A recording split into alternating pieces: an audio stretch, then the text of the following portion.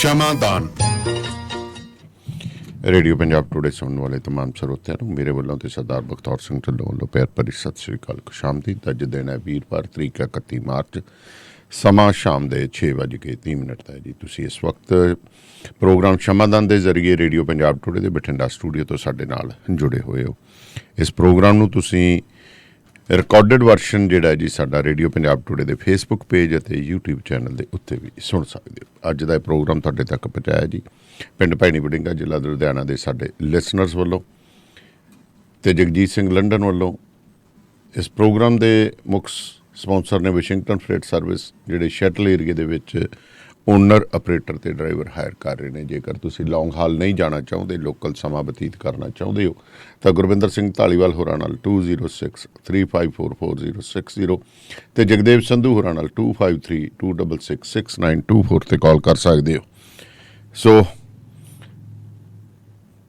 ਢਿੱਲੋਂ ਸਾਹਿਬ ਨਾਲ ਚਰਚਾ 'ਚ ਸ਼ੁਰੂ ਕਰਦੇ ਹਾਂ ਜੀ ਦੀਆਂ ਅਹਿਮ ਖਬਰਾਂ ਦੇ ਉੱਤੇ।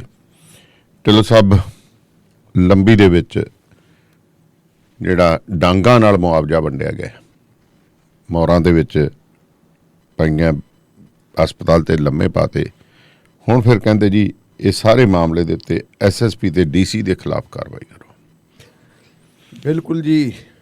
ਸਰਦਾਰ ਜੋਗਿੰਦਰ ਸਿੰਘ ਉਗਰਾਹਾਂ ਜੀ, ਜਿਹੜੇ VK ਉਗਰਾਹਾਂ ਦੇ ਪ੍ਰੈਜ਼ੀਡੈਂਟ ਹੈ, ਉਹਨਾਂ ਨੇ ਕੱਲ੍ਹ ਇੱਕ ਪ੍ਰੈਸ ਨੋਟ ਵੀ ਜਾਰੀ ਕੀਤਾ ਹੈ, ਮੀਡੀਆ ਨਾਲ ਵੀ ਉਹਨਾਂ ਨੇ ਗੱਲਬਾਤ ਕੀਤੀ ਹੈ ਅਤੇ ਉਹਨਾਂ ਨੇ ਇਹ ਗੱਲ ਕਹੀ ਹੈ ਜੀ ਕਿ ਅਫਸਰਸ਼ਾਹੀ ਵੱਲੋਂ ਪੀੜਤ ਕਿਸਾਨਾਂ ਨੂੰ ਮੁਆਵਜ਼ਾ ਦੇਣ ਦੇ ਵਿੱਚ ਲਿਚਕੜੀਚੀਆਂ ਕੀਤੀਆਂ ਜਾ ਰਹੀਆਂ ਜੀ, ਕਈ ਕਿਸਮ ਦੇ ਉਹਦੇ 'ਚ ਅੜਿੱਕੇ ਡਾਹੇ ਜਾ ਰਹੇ ਹੈ ਜੀ।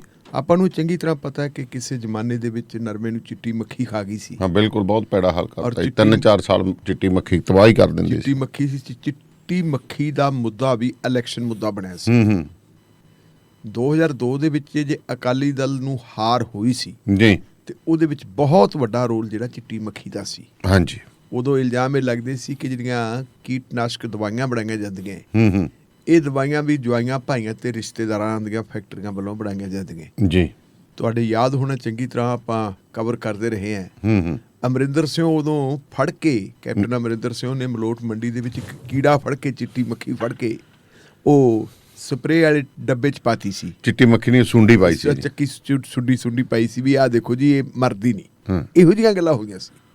ਚਲੋ ਚਿੱਟੀ ਮੱਖੀ ਵਾਲਾ ਮਾਮਲਾ ਗਿਆ, ਕੁਛ ਥੋੜ੍ਹਾ ਜਿਹਾ ਬੂਟੀ ਆ ਗਿਆ, ਉਹਦੇ ਨਾਲ ਫਰਕ ਪਿਆ ਅਤੇ ਫਿਰ ਐਤਕੀ ਜਿਹੜੀ ਨਰਮੇ ਨੂੰ ਮਾਰ ਪਈ ਹੈ, ਚੋਣਾਂ ਤੋਂ ਕੁਝ ਸਮਾਂ ਪਹਿਲਾਂ ਉਹ ਪਈ ਸੀ ਗੁਲਾਬੀ ਸੁੰਡੀ ਦੀ। ਬਿਲਕੁਲ, ਗੁਲਾਬੀ ਸੁੰਡੀ ਦੇ ਨਾਲ ਬਹੁਤ ਵੱਡਾ ਨੁਕਸਾਨ ਹੋਇਆ। ਔਰ ਉਸ ਨੁਕਸਾਨ ਦੇ ਉੱਤੇ, ਕਿਉਂਕਿ ਉਹ ਟਾਈਮ ਉਹ ਸੀ ਜਦੋਂ ਇਲੈਕਸ਼ਨ ਆ ਗਏ ਸੀ ਜੀ, ਸਾਡੇ ਉਸ ਵੇਲੇ ਦੇ ਮੁੱਖ ਮੰਤਰੀ ਚਰਨਜੀਤ ਸਿੰਘ ਚੰਨੀ ਹੋਰਾਂ ਨੇ ਜਹਾਜ਼ ਚੱਕਿਆ ਔਰ ਨਾਲ ਬਹਾਏ ਗ੍ਰਹਿ ਮੰਤਰੀ, ਮੁੱਖ ਮੰਤਰੀ ਸਾਹਿਬ, ਗ੍ਰਹਿ ਮੰਤਰੀ ਵੀ ਲਾ ਲਓ, ਸਾਰਾ ਕੁਛ ਹੀ ਲਾ ਲਓ, ਸਰਦਾਰ ਸੁਖਜਿੰਦਰ ਸਿੰਘ ਰੰਧਾਵਾ ਤੇ ਆਪਣੇ ਜ਼ਿਲ੍ਹੇ 'ਚ ਆ ਉਤਰੇ ਸੀ। ਕੋਟ ਸ਼ਮੀਰ ਵੀ ਗਏ, ਕੈਲੇ ਬੰਦਰ ਵੀ ਗਏ, ਤੇ ਫਿਰ ਇਹ ਗਏ ਸੀਗੇ ਚੌਕੇ ਪਿੰਡ 'ਚ ਵੀ ਗਏ ਸੀ, ਤੇ ਮੇਰਾ ਖਿਆਲ ਮੰਡੀ ਕਲਾਂ ਵੀ ਗਏ ਸੀ। ਅੱਛਾ ਜੀ। ਉੱਥੇ ਜਾ ਕੇ ਪੀੜਤ ਕਿਸਾਨਾਂ ਦੇ ਨਾਲ ਗੱਲਾਂ ਬਾਤਾਂ ਵੀ ਕੀਤੀਆਂ ਸੀ। ਕੁਛ ਜਿਹੜੇ ਹੈਗੇ ਹੈ ਦਿੱਲੀ ਦੇ ਵਿੱਚ ਸ਼ਹੀਦ ਹੋਏ ਸੀ, ਉਹਨਾਂ ਦੇ ਪਰਿਵਾਰਾਂ ਨੂੰ ਜਾ ਕੇ ਢਾਰਸ ਵੀ ਬਣਾਈ। ਇਹ ਕਿਹਾ ਕਿ ਅਸੀਂ ਮੁਆਵਜ਼ਾ ਵਗੈਰਾ ਵੀ ਦੇਵਾਂਗੇ, ਤੇ ਨਾਲ ਹੀ ਫਿਰ ਉਹਨਾਂ ਨੇ ਇਹ ਗੱਲ ਕਹੀ ਸੀ ਜੀ ਚਿੱਟੀ ਮੱਖੀ ਦਾ ਜਿਹੜਾ ਨੁਕਸਾਨ ਹੋਇਆ ਜੀ ਅਸੀਂ ਪੂਰਤੀ ਕਰਾਂਗੇ। ਜੀ ਜੀ। ਦਾਨੇੜੀਆ ਸਾਹਿਬ, ਉਸ ਵੇਲੇ ਜਿਹੜਾ ਮੁਆਵਜ਼ਾ ਫਿਕਸ ਹੋਇਆ ਸੀ ਉਹ ਹੁੰਦਾ ਸੀ 12,000 ਰੁਪਈਆ ਏਕੜ ਦਾ। ਹਾਂਜੀ। ਕਿ ਜੇ ਫਸਲ ਦੀ ਬਰਬਾਦੀ ਹੁੰਦੀ ਹੈ ਤੇ 12,000 ਰੁਪਈਆ ਏਕੜ ਦਿੱਤਾ ਜਾਊਗਾ। ਕਿਸਾਨ ਯੂਨੀਅਨ ਆ, ਖਾਸ ਕਰਕੇ ਉਗਰਾਹਾਂ ਯੂਨੀਅਨ ਨੇ ਜੀ, ਇਹਨਾਂ ਨੇ ਕਿਹਾ ਸੀ ਕਿ ਇਹ ਤਾਂ ਮੁਆਵਜ਼ਾ ਬਹੁਤ ਥੋੜ੍ਹਾ ਹੈ, ਸਾਨੂੰ ਘੱਟੋ ਘੱਟ ਜਿਹੜਾ ਹੈਗਾ 60,000 ਰੁਪਈਆ ਕਿੱਲੇ ਦਾ ਚਾਹੀਦਾ। ਜੇ ਆਪਾਂ ਦੇਖੀਏ ਜ਼ਮੀਨ ਦੀ ਠੇਕੇ ਨੂੰ ਪਾਈਏ ਤੇ ਉਹਦੇ ਸਾਰੀ ਹੁੰਦੀ ਹੈ ਵੀ ਪੂਰਤੀ ਸਾਡੀ, ਜਿਹੜੀ ਮੁਨਾਫਾ ਤਾਂ ਹੋਣਾ ਨਹੀਂ ਕੋਈ, ਲੇਕਿਨ ਜਿਹੜਾ ਸਾਡਾ ਨੁਕਸਾਨ ਹੋਇਆ ਉਹਦੀ ਪੂਰਤੀ ਵਾਸਤੇ 60,000 ਰੁਪਈਆ ਚਾਹੀਦਾ ਜੀ।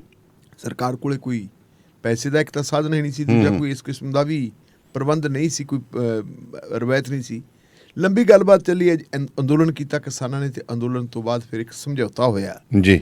ਉਹ ਕਹਿੰਦਾ ਸੀ ਜੀ 12,000 ਦੀ ਬਜਾਏ ਅਸੀਂ ਤੁਹਾਨੂੰ 17,000 ਰੁਪਈਆ ਏਕੜ ਦੇ ਦਿਆਂਗੇ। ਅੱਛਾ ਜੀ। ਕਿਸਾਨ ਯੂਨੀਅਨ ਉਗਰਾਹਾਂ ਦੀ ਇੱਕ ਬਹੁਤ ਵੱਡੀ ਤੋਹਫਕੀ ਹੈ, ਆਪਾਂ ਨੂੰ ਦਾਦ ਦੇਣੀ ਬਣਦੀ ਹੈ, ਕਿਉਂਕਿ ਯੂਨੀਅਨ ਦੋ ਕਿਸਮ ਦੀਆਂ ਜੀ ਜੀ। ਇੱਕ ਯੂਨੀਅਨ ਆ, ਉਹ ਹੈ ਜਿਹੜੀਆਂ ਯੂਨੀਅਨਾਂ ਧਨੀ ਕਿਸਾਨੀ ਦੀ ਗੱਲ ਕਰਦੀਆਂ, ਇਹ ਛੋਟੀ ਕਿਸਾਨੀ ਦੀ ਜ਼ਿਆਦਾ ਗੱਲ, ਛੋਟੀ ਕਿਸਾਨੀ ਦੀ ਗੱਲ ਕਰਦੇ ਆ, ਨਾਲ ਖੇਤ ਮਜ਼ਦੂਰਾਂ ਦੀ ਗੱਲ ਕਰਦੇ। ਇਹਨਾਂ ਨੇ ਇਹ ਗੱਲ ਕਹਿ ਦਿੱਤੀ ਜੀ ਵੀ ਚਲੋ ਕਿਸਾਨਾਂ ਨੂੰ ਤਾਂ ਮੁਆਵਜ਼ਾ ਮਿਲ ਜੂਗਾ ਤੇ ਗਰੀਬਾਂ ਦਾ ਤੇ ਜਿਹੜੇ ਗਰੀਬਾਂ ਨੇ ਨਰਮਾ ਚੁਗਣਾ ਸੀ ਉਹ ਕੀ ਕਰਨਗੇ, ਉਹਨਾਂ ਦਾ ਵੀ ਕੁਝ ਦਿਓ। ਤੇ ਉਹ ਸਰਕਾਰ ਨੇ ਕਹਿਤਾ ਸੀ ਜੀ ਐਲਓ ਵਿੱਚ ਉਹਨਾਂ ਦਾ ਹਿੱਸਾ ਵੀ ਪਾ ਕੇ ਤੇ ਅਸੀਂ ਤੁਹਾਨੂੰ 17,000 ਰੁਪਇਆ ਦੇ ਦੇਣਾ ਜੀ। ਉਹਦੇ ਵਾਸਤੇ ਕਹਿੰਦੇ ਜੀ ਕਰਵਾ ਲਓ ਆਪਣਾ ਗਰਦੌਰੀ ਕਰਾ ਲਓ। ਗਰਦੌਰੀ ਹੋਣ ਲੱਗ ਗਈ। ਚਲੋ ਕੋਡ ਆਫ ਕੰਡਕਟ ਲੱਗ ਗਿਆ, ਕੁਝ ਪੈਸੇ ਰਿਲੀਜ਼ ਕਰਤੇ ਸੀ ਤੇ ਬਾਕੀ ਜਿਹੜੇ ਹੈਗੇ ਰੁਕੇ ਹੋਏ ਸੀ।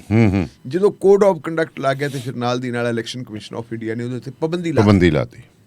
ਮਾਫ ਕਰਨਾ, ਨਵੀਂ ਸਰਕਾਰ ਨੂੰ ਆਪਾਂ ਕ੍ਰਿਟੀਸਾਈਜ਼ ਨਹੀਂ ਕਰ ਸਕਦੇ, ਲੇਕਿਨ ਜਦੋਂ ਅਨਡਿਊ ਫੇਵਰ ਲੈਂਦੇ ਹੋਣ ਉਦੋਂ ਫਿਰ ਥੋੜਾ ਜਿਹਾ ਕਹਿਣਾ ਪੈਂਦਾ, ਗੱਲ ਕਹਿਣੀ ਪੈਂਦੀ ਹੈ। ਹੁਣ ਸਰਦਾਰ ਭਗਵੰਤ ਸਿੰਘ ਮਾਨ ਹੋਰੀ ਆ ਗਏ ਮਾਨਸਾ ਜੀ। ਮਾਨਸਾ ਉਹਨਾਂ ਦਾ ਪਹਿਲਾ ਪਬਲਿਕ ਜਲਸਾ ਸੀ ਤੇ ਉਸ ਜਲਸੇ ਦੇ ਵਿੱਚ ਉਹਨਾਂ ਨੇ ਕਹਿ ਦਿੱਤਾ ਲਓ ਜੀ ਅਸੀਂ 100 ਕਰੋੜ ਰੁਪਈਆ 1 ਅਰਬ ਵੰਡਦਾ ਮੁਆਵਜ਼ੇ ਦਾ ਦੇਤਾ। ਔਰ ਸਾਰੇ ਜਿਹੜੇ ਹੈ ਸੋਸ਼ਲ ਮੀਡੀਆ ਤੇ ਕੁਝ ਇਸ਼ਤਿਹਾਰ ਵੀ ਲੱਗ ਗਏ ਜੀ, ਬੜਾ ਕੁਝ ਇਸ਼ਤਿਹਾਰ ਵੀ ਲੱਗੇ। ਤੂੰ ਮੀਡੀਆ ਵਾਲੇ ਵੀ ਇਸ ਗੱਲ ਕਰਕੇ ਕਿਉਂਕਿ ਇਸ਼ਤਿਹਾਰ ਲੈਣੇ ਹੁੰਦੇ ਆ ਵੀ ਆਹ ਦੇਖੋ ਜੀ ਆਹ ਚੱਕ ਤੇ ਫੱਟੇ ਜੀ ਪਹਿਲੀਆਂ ਸਰਕਾਰਾਂ ਨੇ ਪੁੱਛਿਆ ਨੇ ਜੀ 100 ਕਰੋੜ ਰੁਪਈਆ ਦੇਤਾ ਜੀ, ਆਹ ਕਰਤਾ ਮਤਲਬ ਉਹਨਾਂ ਨੇ ਬੜੇ ਲਾ। ਪਰ ਉਹ ਬਿੱਲ ਚੈੱਕ ਕੀਤਾ ਮੈਂ ਵੇਖਿਓ ਬਿੱਲ ਹੀ ਪੁਰਾਣਾ ਸੀ। ਉਹ ਬਿੱਲ ਹੀ ਨਹੀਂ ਪੁਰਾਣਾ ਹੀ ਹੈ ਹੀ ਪੁਰਾਣਾ ਸੀ। ਉਹ ਤਾਂ ਪੁਰਾਣਾ ਜਿਹੜਾ ਪਹਿਲਾਂ ਸਮਝੌਤਾ ਇਹਨਾਂ ਦੇ ਨਾਲ ਹੋਇਆ ਸੀ ਉਹਦੇ ਮੁਤਾਬਕ ਹੀ ਸੀ, ਉਹ ਸਾਰਾ ਕੁਝ ਸੀ। ਤੇ ਮਾਨ ਸਾਹਿਬ ਨੇ ਉੱਥੇ ਨਵੀਂ ਗੱਲ ਇੱਕ ਹੋਰ ਕਹਿਤੀ ਸੀ ਜੀ ਕਿ ਜੇ ਅਗਾਂਹ ਨੂੰ ਕਿਸਾਨਾਂ ਦਾ ਨੁਕਸਾਨ ਹੋਊਗਾ ਤੇ ਫਿਰ ਅਸੀਂ ਗਰਦੌਰੀਆਂ ਵਾਲੇ ਚੱਕਰ 'ਚ ਨਹੀਂ ਪੈਣਾ। ਅੱਛਾ, ਇਮੀਡੀਏਟ ਨਾਲ ਦੀ ਨਾਲ ਹੀ ਤੁਹਾਨੂੰ ਪੇਮੈਂਟ ਕਰ ਦਿਆਂਗੇ। ਘੱਟੋ ਘੱਟ ਥੋੜਾ ਖਰਚਾ ਪਾਣੀ ਜਿਹੜਾ ਹੈਗਾ ਤੁਹਾਡੇ ਘਰੇ ਚਲੇ ਜਾਵੇ। ਗੱਲ ਇਹ ਬਹੁਤ ਵਧੀਆ ਹੈ ਜੀ, ਪਰ ਅਮਲਾਂ ਨਾਲ ਨਵੇੜੇ ਹੁੰਦੇ ਹੈ, ਗੱਲਾਂ ਨਾਲ ਨਹੀਂ ਹੁੰਦੇ ਜੀ। ਉਹ ਕਹਿੰਦੇ ਗੱਲਾਂ ਦਾ ਕੜਾ ਬਹੁਤ ਵਧੀਆ ਹੁੰਦਾ ਹੈ, ਗੱਲਾਂ ਦਾ ਸਵਾਦ ਨਹੀਂ ਆਉਂਦਾ। ਸਵਾਦ ਤਾਂ ਉਦੋਂ ਹੀ ਆਉਂਦਾ ਜਦੋਂ ਕਿਣਕਾ ਮੂੰਹ 'ਚ ਪੈਂਦਾ ਹੈ ਤੇ ਗਲੇ ਵਿੱਚ ਦੀ ਟੱਪਦਾ ਵੀ ਹਾਂ ਭਾਈ ਕੜਾ ਕੁਛ ਹੈਗਾ। ਹੁਣ ਉਹ ਚੀਜ਼ ਜਿਹੜੀ ਹੈ ਕਿਸਾਨਾਂ ਨੂੰ ਦਾ ਅਹਿਸਾਸ ਹੋ ਗਿਆ ਜੀ। ਅਸਲ ਦੇ ਵਿੱਚ ਇਹ ਕਿ ਲੰਬੀ ਦੇ ਵਿੱਚ ਵੀ ਨੁਕਸਾਨ ਤਾਂ ਹੋਇਆ। ਉੱਥੇ ਕਿਸਾਨਾਂ ਨੇ ਕਹਿ ਦਿੱਤਾ ਜੀ ਸਾਡੇ ਜਿਹੜੇ ਹੈਗੇ ਕੁਝ ਬੰਦਿਆਂ ਦਾ ਮੁਆਵਜ਼ਾ ਜਿਹੜਾ ਜਿਹਦਾ ਨਾਂ ਸੀ ਤੁਸੀਂ ਨਾ ਇਹਨਾਂ ਦਾ ਕੱਟੀ ਜਾਂਦੇ ਹੋ, ਇਹਨਾਂ ਨੂੰ ਮੁਆਵਜ਼ਾ ਮਿਲਣਾ ਚਾਹੀਦਾ ਹੈ। ਉੱਥੇ ਇਹਨਾਂ ਨੇ ਕਹਿ ਦਿੱਤਾ ਜੀ ਅਸੀਂ ਜੇ ਫਾਰਮ ਦੇਖਾਂਗੇ, ਜੇ ਫਾਰਮ ਲੈ ਕੇ ਆਓ ਜੀ। ਵੈਸੇ ਗੱਲ ਇਹ ਠੀਕ ਹੈ ਕਿ ਜੇ ਫਾਰਮ ਦੇ ਨਾਲ ਇਹ ਪਤਾ ਲੱਗਦਾ ਕਿ ਬੰਦੇ ਨੇ ਵੇਚਿਆ ਕਿੰਨਾ ਹੈ। ਵੀ ਜੇ ਆਪਾਂ ਔਸਤਨ ਝਾੜ 10 ਕੁਇੰਟਲ ਜਾਂ 8 ਕੁਇੰਟਲ ਕੱਢਦੇ 8 ਕੁਇੰਟਲ ਕੱਢਦੇ ਆ ਤੇ ਜੇ ਉਹਨੇ 5 ਕੁਇੰਟਲ ਵੇਚਤਾ ਠੀਕ ਹੈ ਤਾਂ 3 ਦਾ ਮੁਆਵਜ਼ਾ ਲੈ ਲਓ। ਪਰਸੈਂਟੇਜ ਜਿਹੜੀ ਹੈਗੀ ਉਹ ਘਟ ਜਾਣੀ ਮੁਆਵਜ਼ਾ ਬਿਲਕੁਲ ਨਹੀਂ। ਪਰ ਇਹ ਨਹੀਂ ਨਾ ਵੀ ਜੇ ਕੀ ਕਹਿੰਦੇ ਸਮਝੋ ਬੀਜਿਆ ਕੁਝ ਵੀ ਨਹੀਂ ਤੇ ਝੋਨੇ ਨੂੰ ਵੀ ਨਰਮੇ 'ਚ ਲਿਖਾ ਦਿਓ। ਮੈਂ ਕਹਿੰਦਾ ਪਰਸੈਂਟੇਜ ਵਾਲਾ ਮਾਮਲਾ ਜਿਹੜਾ ਹੈ ਨਾ ਦਾਨੇ ਸਾਹਿਬ, ਪਰਸੈਂਟੇਜ ਵਾਲੀ ਹੈਗੀ ਹੈ ਕਹਾਣੀ। ਹਾਂ, ਪਰਸੈਂਟੇਜ ਵਾਲੀ ਹੈ ਕਿ ਜੇ ਇੰਨੇ % ਤੱਕ ਤੁਹਾਡਾ ਮੁਆਵਜ਼ਾ ਆਪਣਾ ਮਰਦਾ ਤਾਂ ਤੁਹਾਨੂੰ ਦੇਵਾਂਗੇ, ਜੇ ਨਹੀਂ ਤਾਂ ਫਿਰ ਤੁਹਾਨੂੰ ਮੁਆਵਜ਼ਾ ਨਹੀਂ ਮਿਲਣਾ। ਉੱਥੇ ਕਲੇਸ਼ ਪੈਂਦਾ, ਉੱਥੇ ਆ ਕੇ ਕਲੇਸ਼ ਪੈਂਦਾ। ਉਹ ਕਲੇਸ਼ ਪੈ ਗਿਆ ਤੇ ਕਲੇਸ਼ ਪੈਣ ਤੋਂ ਬਾਅਦ ਉਹਨਾਂ ਨੇ ਕਿਹਾ ਲਓ ਜੀ ਸਾਡਾ ਧਰਨਾ ਤੇ ਧਰਨਾ ਬਦਲ ਗਿਆ ਘਰਾਓ 'ਚ। ਰਾਤ ਦੇ 11 ਸਾਢੇ 11 ਵੱਜ ਗਏ ਜੀ। ਇੱਕ ਤਹਿਸੀਲਦਾਰ ਤੇ ਉਹਦਾ ਅਮਲਾ ਫੈਲਾ ਤੇ ਨਾਲ ਕੁਝ ਪਟਵਾਰੀ ਉਹ ਅੰਦਰ ਸੀ ਜੀ। ਤੇ ਫਿਰ ਜਿਹੜੀ ਹੈਗੀ ਹੈ ਜੀ ਉੱਪਰੋਂ ਜਿਹੜੀ ਨਵੀਂ ਸਰਕਾਰ ਸੀ ਤੇ ਨਵੀਂ ਸਰਕਾਰ ਦੇ ਨਵੇਲੇ ਅਫਸਰ ਤਾਂ ਨਹੀਂ, ਅਫਸਰ ਤਾਂ ਪੁਰਾਣੇ ਚਲੋ ਠੀਕ ਹੈ ਕੋਈ ਗੱਲ ਨਹੀਂ ਜੀ ਆਪਾਂ ਹੁਣ ਆਪਣੇ ਬੰਦਿਆਂ ਨੂੰ ਤਾਂ ਰਿਹਾ ਕਰਾਉਣੇ। ਉਹ ਰਿਹਾ ਕਰਵਾਉਣ ਵਾਸਤੇ ਆ ਗਏ ਜੀ। ਇਹਨਾਂ ਨੂੰ ਵੈਸੇ ਗੱਲ ਇਹ ਹੈ ਕਿ ਵਧੀਆ ਗੱਲ ਇਹ ਹੁੰਦੀ ਜੇ ਉਦੋਂ ਉਹਨਾਂ ਦੇ ਨਾਲ ਕੋਈ ਵਾਰਤਾਲਾਪ ਕਰਦੇ ਔਰ ਵਾਰਤਾਲਾਪ ਕਰਕੇ ਕਿਸਾਨ ਕੋਈ ਐਡੀ ਗੱਲ ਨਹੀਂ ਉਹ ਮੰਨ ਵੀ ਜਾਂਦੇ ਹੁੰਦੇ। ਖਾਸ ਕਰਕੇ ਜੇ ਉਗਰਾਹਾਂ ਵਾਲੀ ਆਪਾਂ ਗੱਲ ਦੇਖੀਏ ਜਥੇਬੰਦੀ ਜਿਹੜੀ ਹੈਗੀ ਹੈ ਇਹ ਲੜਾਈ ਵੀ ਲੜਦੀ ਹੈ, ਲੇਕਿਨ ਲੜਾਈ ਇੱਕ ਉਸ ਤਰ੍ਹਾਂ ਨਹੀਂ ਵੀ ਜਾ ਕੇ ਜਾਂ ਬਿਲਕੁਲ ਹਿੰਡੀ ਫੜ ਲੈਂਦੀ। ਜੇ ਥੋੜਾ ਜਿਹਾ ਪਿਛਾ ਇੱਕ ਕਦਮ ਅੱਗੇ ਤੇ 2 ਕਦਮ ਅੱਗੇ ਤੇ 1 ਕਦਮ ਪਿੱਛੇ ਮੁੜਨਾ ਪਵੇ ਤਾਂ ਮੁੜ ਪੈਂਦਾ ਜੀ। ਔਰ ਇਹਦਾ ਜਿਹੜਾ ਸਭ ਤੋਂ ਵੱਡਾ ਮੈਨੂੰ ਵੀ ਇਸ ਕਿ ਲੰਬੀ ਦੇ ਵਿੱਚ ਇਹ ਕੁਝ ਹੋਇਆ ਤੇ ਪ੍ਰਕਾਸ਼ ਸਿੰਘ ਬਾਦਲ ਨਵੇਂ ਚੋਣ ਹਾਰੇ ਤੇ ਕਿਤੇ ਉੱਥੇ ਮੁੱਦਾ ਨਾ ਬਣ ਜੀ। ਗੱਲ ਹੋਈ ਸਰਦਾਰ ਗੁਰਮੀਤ ਸਿੰਘ ਖੁੱਡੀਆਂ ਦੇ ਨਾਲ ਪੱਤਰਕਾਰਾਂ ਦੀ। ਗੁਰਮੀਤ ਸਿੰਘ ਖੁੱਡੀਆਂ ਕਹਿੰਦਾ ਯਾਰ ਮੈਨੂੰ ਤਾਂ ਪਤਾ ਹੀ ਨਹੀਂ ਲੱਗਿਆ। ਅੱਛਾ ਜੀ, ਜਿਹੜਾ MLA ਉੱਥੋਂ ਦਾ ਜਿਹਨੇ ਬਾਦਲ ਸਾਹਿਬ ਨੂੰ ਹਰਾਇਆ ਮੈਨੂੰ ਪਤਾ ਹੀ ਨਹੀਂ ਲੱਗਿਆ ਵੀ ਕੋਈ ਕਲੇਸ਼ ਪੈ ਗਿਆ। ਜੇ ਪਤਾ ਲੱਗ ਜਾਂਦਾ ਮੈਂ ਮੌਕੇ ਤੇ ਜਾਂਦਾ ਤੇ ਮੈਂ ਕਲੇਸ਼ ਪੈਣ ਨਹੀਂ ਦਿੰਦਾ, ਮੈਂ ਨਿਪਟਾ ਦਿੰਦਾ। ਬਹੁਤ ਵਧੀਆ ਗੱਲ ਕੀਤੀ ਇੱਕ ਸਰਦਾਰ ਜੋਗਿੰਦਰ ਸਿੰਘ ਉਗਰਾਹਾਂ ਨੇ ਵੀ ਕੱਲ ਜਦੋਂ ਉਹਨਾਂ ਨੇ ਇੱਥੇ ਪ੍ਰੈਸ ਕਾਨਫਰੰਸ ਵੀ ਕੀਤੀ ਹੈ। ਉਹ ਜਿਹੜੇ ਜ਼ਖਮੀ ਕਿਸਾਨ ਉਹਨਾਂ ਨੂੰ ਮਿਲ ਕੇ ਵੀ ਆਏ ਹੈ। ਕੱਲ ਉਹ ਆਪਦੇ ਬੰਦਿਆਂ ਨੂੰ ਨਾਲ ਲੈ ਕੇ ਕਹਿੰਦੇ ਚਲੋ MLA ਨੂੰ ਤਾਂ ਮਿਲ ਕੇ ਆਏਗੀ, ਲੋਕਾਂ ਦਾ ਨੁਮਾਇੰਦਾ ਖੁੱਡੀਆਂ ਪਿੰਡ ਚਲੇ ਗਏ। ਅੱਛਾ ਜੀ, ਗੁਰਮੀਤ ਸਿੰਘ ਦੇ ਘਰੇ ਚਲੇ ਗਏ। ਜਾ ਕੇ ਜੋ ਗੁਰਮੀਤ ਸਿੰਘ ਨਾਲ ਗੱਲ ਕੀਤੀ ਬਈ ਐ ਕਰਕੇ ਗੱਲ, ਉਹ ਕਹਿੰਦਾ ਜੀ ਬਿਲਕੁਲ ਇਹ ਤਾਂ ਜੋ ਕੁਝ ਹੋਇਆ ਬਹੁਤ ਮਾੜਾ ਹੋਇਆ, ਮੈਂ ਇਹਦੇ ਹੱਕ 'ਚ ਨਹੀਂ। ਕਿਸਾਨਾਂ ਦੇ ਉੱਤੇ ਡਾਂਗ ਨਹੀਂ ਉੱਠਣੀ ਚਾਹੀਦੀ। ਸਾਡੀ ਜਿਹੜੀ ਹੈਗੀ ਹੈ ਜਿੰਦ ਜਾਨ ਕਿਸਾਨੀ ਹੈ। ਆਪਾਂ ਨੂੰ ਪਤਾ ਕਰੋਨਾ ਵੇਲੇ ਸਾਰਾ ਕੰਮ ਠੱਪ ਗਿਆ ਸੀ, ਪਰ ਜੇ GDP ਮਾੜੀ ਮੋਟੀ ਬਚੀ ਹੈ ਤਾਂ ਉਹ ਕਿਸਾਨੀ ਵਾਲੇ ਬਿਲਕੁਲ। ਮੋਰ ਓਵਰ ਜਿਹੜੇ ਛੋਟੇ ਕਿਸਾਨਾਂ ਨੂੰ ਰਿਪਰੈਜ਼ੈਂਟ ਕਰਦੇ ਹਨ ਜਥੇਦਾਰ ਜਗਦੇਵ ਸਿੰਘ ਖੁੱਡੀਆਂ ਦਾ ਬੇਟਾ, ਉਹ ਤਾਂ ਚੱਲੇ ਛੋਟੀ ਕਿਸਾਨੀ ਚੋਂ ਬਿਲਕੁਲ। ਉਹ ਕਹਿੰਦੇ ਵੀ ਇਹ ਤਾਂ ਜਿਹੜੀ ਸਾਡੇ ਮੇਰੇ ਹਲਕੇ ਦੇ ਵਿੱਚ ਇਹ ਹੋ ਗਿਆ ਜੀ ਬਹੁਤ ਮਾੜੀ ਗੱਲ ਹੈ। ਚਲੋ ਕਹਿੰਦਾ ਜੀ ਮੈਂ ਭਗਵੰਤ ਸਿੰਘ ਮਾਨ ਨਾਲ ਗੱਲ ਕਰਦੇ ਹਾਂ, ਮੁੱਖ ਮੰਤਰੀ ਨਾਲ ਤੁਹਾਡੀ ਗੱਲਬਾਤ ਵੀ ਕਰਾਉਣੀ ਹੈ। ਪਰ ਗੁਰਮੀਤ ਸਿੰਘ ਨੇ ਫਿਰ ਪ੍ਰਸ਼ਾਸਨਿਕ ਅਧਿਕਾਰੀਆਂ ਨੂੰ ਵੀ ਕਿਹਾ ਗਲਤ ਹੈ ਕੰਮ ਇਹ ਯਾਰ, ਇਸ ਤਰ੍ਹਾਂ ਨਹੀਂ ਹੋਣਾ ਚਾਹੀਦਾ, ਗੱਲਬਾਤ ਨਾਲ ਨਜਿੱਠਣਾ ਚਾਹੀਦਾ। ਆਪਣੇ ਭਰਾ ਕਿਸਾਨ ਵੀ ਕਿਹੜਾ ਕੋਈ ਬਾਹਰੋਂ ਆਏ, ਇਹਨਾਂ ਨਾਲ ਬੈਠ ਕੇ ਗੱਲਬਾਤ ਕਰ ਲੈਂਦੀ। ਮੈਂ ਉਹਦੀ ਪੋਸਟ ਪੜ੍ਹ ਰਿਹਾ ਸੀ, ਅੱਜ ਗੁਰਮੀਤ ਸਿੰਘ ਖੁੱਡੀਆਂ ਨੇ ਪੋਸਟ ਵੀ ਪਾਤੀ। ਅੱਛਾ ਜੀ। ਉਹ ਕਹਿੰਦਾ ਯਾਰ ਮੈਂ ਤਾਂ ਬਹੁਤ ਸ਼ੁਕਰਗੁਜ਼ਾਰ ਹਾਂ, ਮੈਂ ਇੱਕ ਛੋਟਾ ਜਿਹਾ ਬੰਦਾ ਤੇ ਮੇਰੇ ਘਰੇ ਐਡਾ ਵੱਡਾ ਬੰਦਾ ਆਇਆ ਹਾਂ। ਜੋਗਿੰਦਰ ਸਿੰਘ ਉਗਰਾਹਾ, ਉਹਨਾਂ ਨੇ ਬਹੁਤ ਵੱਡਾ ਮਾਨਤਾਨ ਦਿੱਤਾ ਹੈ। ਉਹ ਕਹਿੰਦਾ ਕਿਸਾਨਾਂ ਦਾ ਲੀਡਰ ਹੈ ਔਰ ਉਹ ਲੀਡਰ ਹੈ ਜਿਹੜੇ ਬੰਦੇ ਨੂੰ ਕੋਈ ਲਾਲਚ ਨਹੀਂ ਲੈਣੀ। ਉਹ ਮੇਰੇ ਘਰੇ ਉੱਠ ਕੇ ਆਇਆ ਤੇ ਮੇਰੇ ਲਈ ਇਦੋਂ ਵੱਡੀ ਮਾਣ ਵਾਲੀ ਗੱਲ ਨਹੀਂ ਹੋ ਸਕਦੀ। ਤੇ ਮੈਂ ਅਹਿਦ ਕਰਦਾ ਕਿ ਮੈਂ ਕਿਸਾਨੀ ਦੇ ਨਾਲ ਖੜੂੰਗਾ ਤੇ ਅਸੀਂ ਆਪਦੇ ਮੁੱਖ ਮੰਤਰੀ ਨਾਲ ਗੱਲ ਕਰਦੇ ਹਾਂ। ਹੁਣ ਜਿਹੜੇ ਖੁੱਡੀਆਂ ਆਪਣੇ ਖੁੱਡੀਆਂ ਨੂੰ ਜੇ ਉਦੋਂ ਪਤਾ ਹੁੰਦਾ ਤਾਂ ਮੇਰਾ ਖਿਆਲ ਗੱਲ ਨਹੀਂ ਸੀ ਵੱਧਦੀ। ਪ੍ਰਸ਼ਾਸਨਿਕ ਅਧਿਕਾਰੀਆਂ ਨੂੰ ਵੀ ਚਾਹੀਦਾ ਸੀ ਹਲਕੇ ਦੇ ਐਮਐਲਏ ਨਾਲ ਗੱਲ ਕਰ ਲੈਣ। ਤਹਿਸੀਲਦਾਰ ਲਈ ਕਿੰਨੀ ਮੁਸ਼ਕਿਲ ਸੀ, ਉਹ ਟੈਲੀਫੋਨ ਕਰ ਲੈਂਦੇ, ਹਲਕੇ ਦੇ ਬੰਦੇ ਆ, ਤੁਹਾਡੀ ਬੰਦੇ ਆ, ਤੁਸੀਂ ਗੱਲ ਕਰੋ ਆ ਕੇ। ਪਿੰਡਾਂ ਦੇ ਬੰਦੇ ਸੀ, ਗੱਲ ਕਰ ਲੈਂਦੇ, ਮੁੱਕ ਜਾਂਦੀ ਗੱਲ। ਹੁਣ ਗੱਲ ਜੀ ਵੱਧ ਗਈ ਤੇ ਫਿਰ ਪਟਵਾਰੀ ਭਾਈਚਾਰੇ ਨੇ ਵੀ ਤੇ ਜਿਹੜਾ ਦੂਜੇ ਕਾਨੂੰਗ ਵੀ ਸੀ ਉਹਨਾਂ ਨੇ ਵੀ ਧਰਨਾ ਲਾਤਾ।